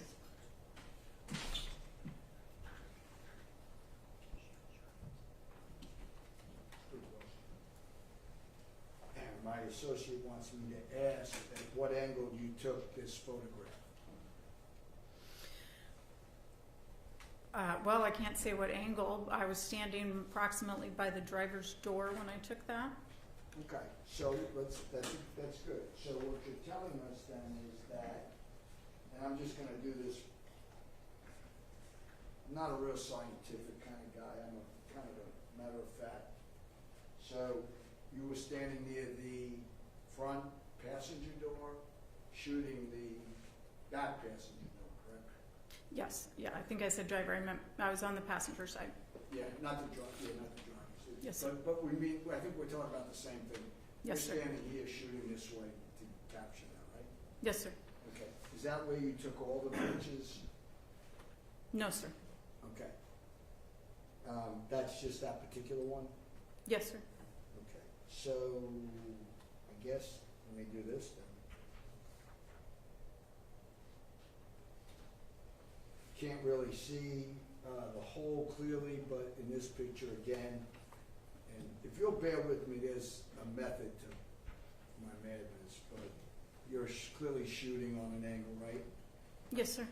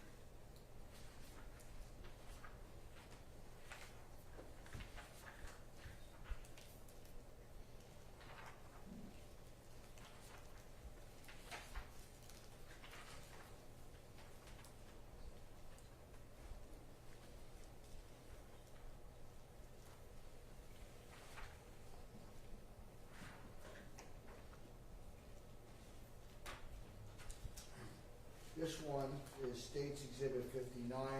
It sort of captures the whole side of the truck, but you can see slightly that it does also pick up the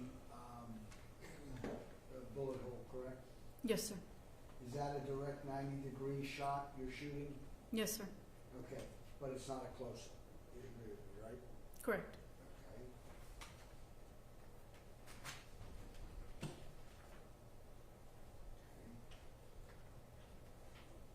How about this one? Is that directly straight on 90 degrees? Or is it off at all? I'm just trying to figure out if there's any angle to it at all of your camera. I don't think there's any angle to that. Are you certain, or is it possible there could be? It is possible. I was just standing in front of the vehicle. And regarding the height of the camera at the time, well, it would be your eye level, correct? Yes, sir. So, for example, if I was I'm already a short little Italian, but if I was a real short little Italian and I'm holding the camera, then I would be at a different angle, right? If I'm shooting. That is correct. Here's a close-up. That's 164, correct? Yes, sir. Okay. That's straight on, Yes, sir. 90 degree? I believe so. Okay, well, for the purposes of this trial, it might become important, so I have to know 100%. Was that shot right at 90 degrees? I could not say 100%.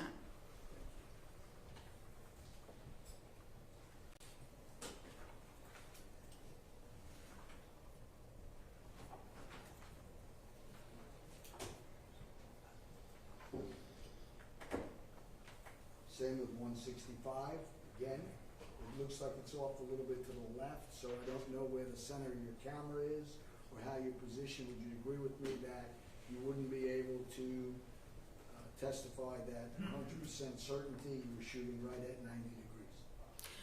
That one is not at 90 degrees. That one has the hump and the hole lined up, so that one, it was not a 90 degree.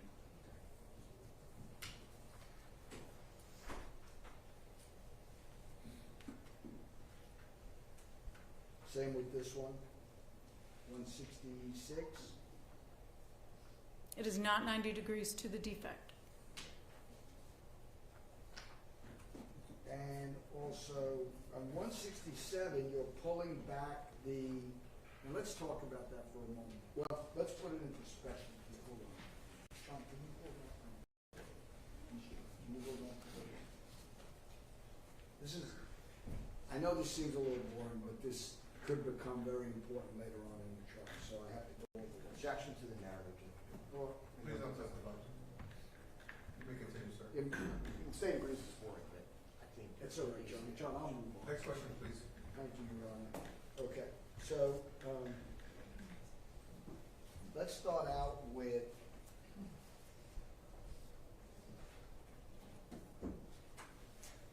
let's show 164. Now you're shooting the inside of the bullet hole, correct? Yes, sir.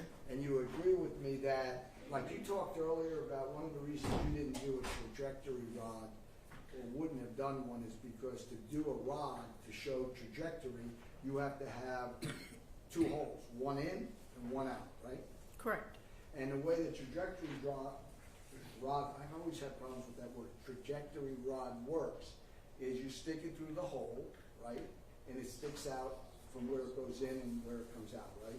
Yes, sir. It shows you the direction of a bullet, correct?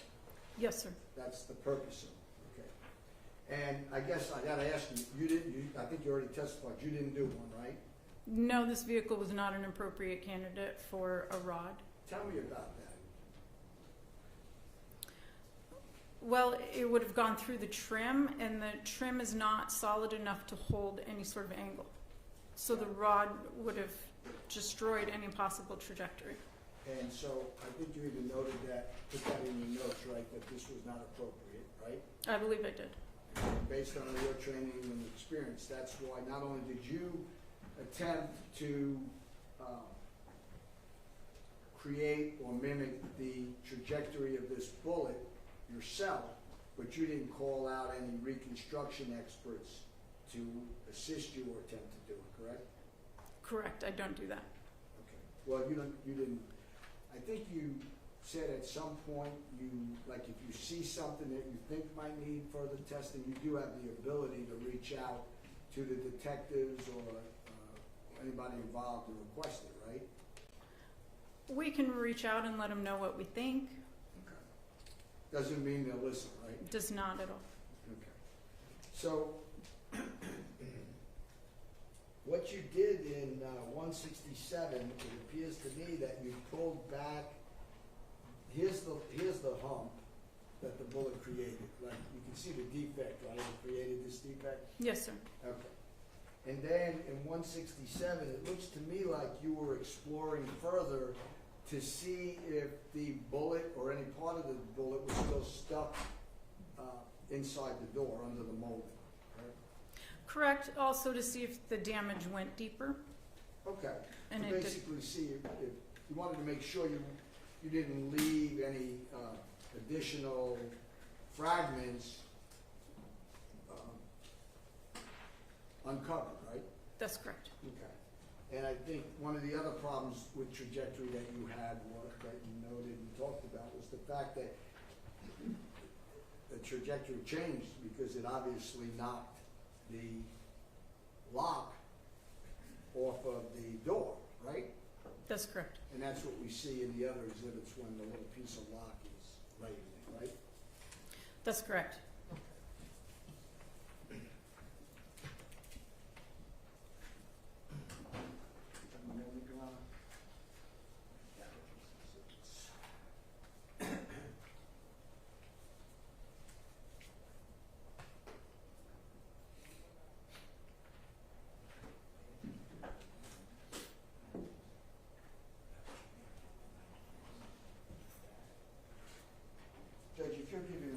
I think that was about done.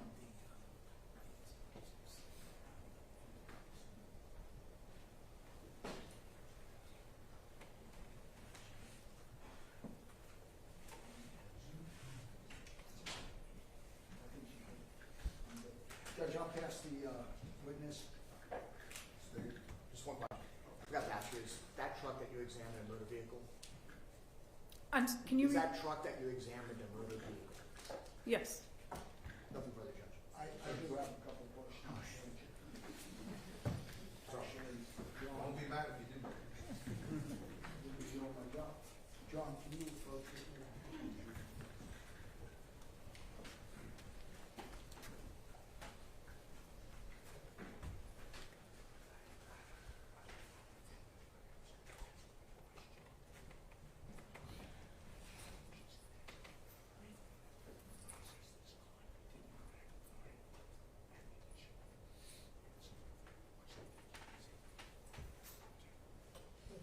That's my, I'm not going to.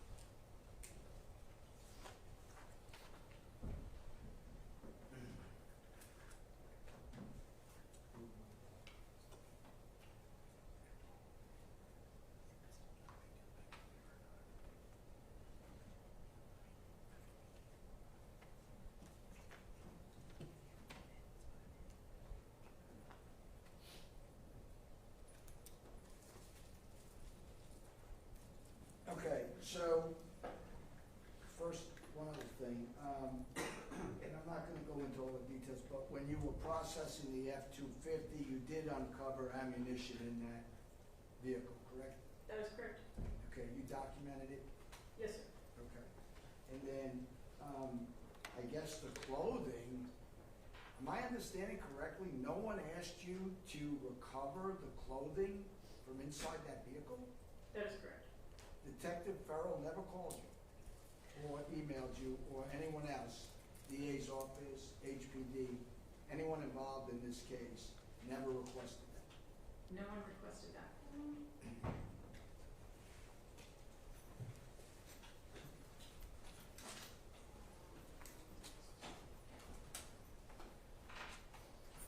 Moving to the BMW, yeah, approach your honor. You may.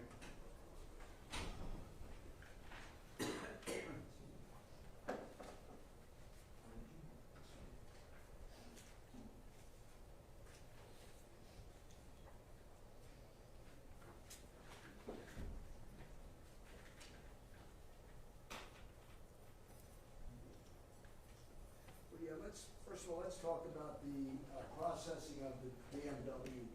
So they asked you to, you mentioned briefly swabbing the BMW for, I guess, to provide samples for DNA testing? Yes, sir. Okay, and so the areas that of interest to you were would have been the driver's side door, right? Correct. Okay, who made that request? Farrell. It was the same email request, and my assignment was all the same. It was on there. The request for each vehicle was in the same email. Okay, so somebody sent an email and told you what they wanted you to look for. Yes, sir. Okay, do you know who sent that email? I believe Farrell sent it to my supervisor, who printed it and gave it to me. Do you have a copy of it today with you? I don't, with me, no. Because you don't have your file still, do you? No, that stays, the company retains all that. Okay. Stays in the case file. Okay. So I guess that answered my other question, that Detective Farrell had some input, right? Yes, he did provide the email, but then I also did have a phone call with him during processing. With processing, okay. And let's talk about this briefly. So, the reason that you swab, first of all, how do you swab? We use sterile water and sterile Q-tips. We wet the swab and then wipe the area that we think there should be DNA. Then we put that in a box and it gets booked into property for the lab. Okay, and you know from your training and experience, for example, I'm gonna come up there. If I'm speaking to you, this is just hypothetical, and I lean over and I touch this structure here, that there's a possibility that I could leave my DNA on this structure. Yes, sir. Okay. And so that's the whole purpose, right? Yes, sir. They were contact DNA that I collected, and that would be from that touch. Okay. And in this particular case, the reason that was of significance is because the video shows that the robber leaned into the car, correct? Or, well, you wouldn't know that, would you?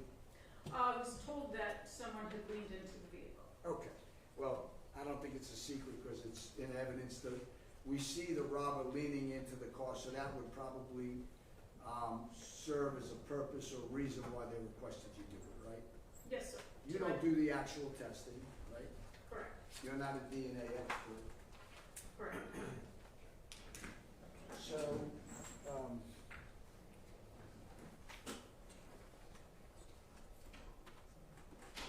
sure. You mentioned that Farrell called you also, is that true? Yes, sir.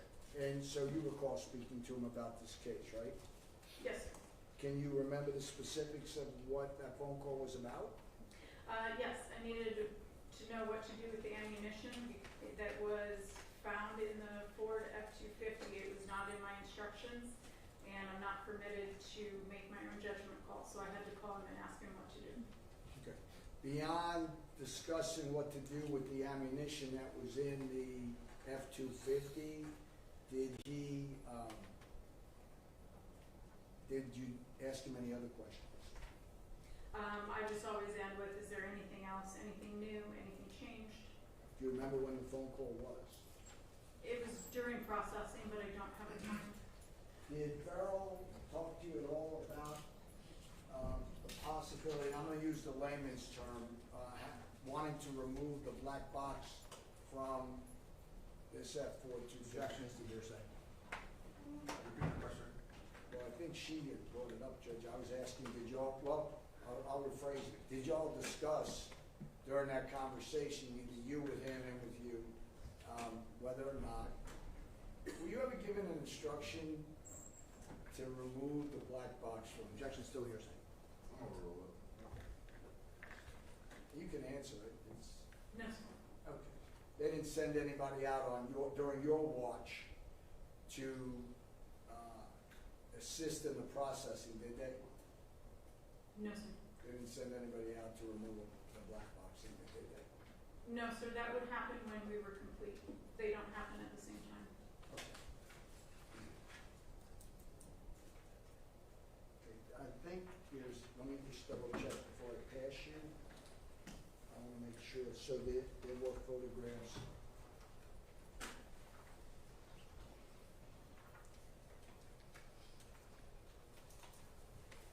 Of the BMW in evidence, right? Yeah, here it is, okay. When you talk about, that would be Tony's wife's car. Do you know that for a fact, or did anybody tell you who that car belonged to? No. Okay. BMW though. So I'm gonna show you one more exhibit. Ask you if you identify its defense exhibit, recognize it, defense exhibit number 11.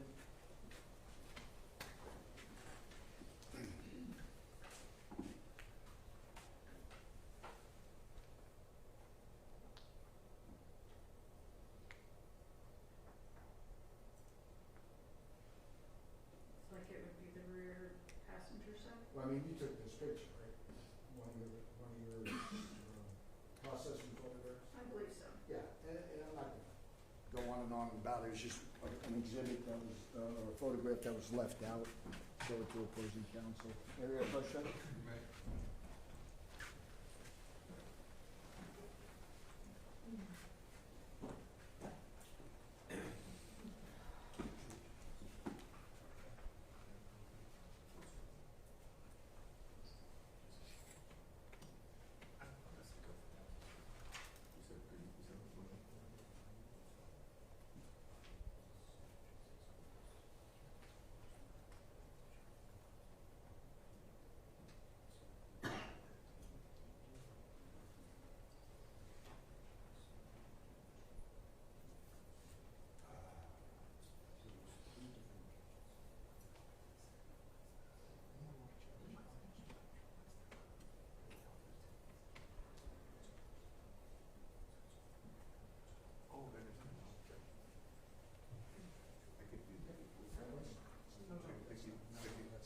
So when you finish their lunches here, just put it on the spot.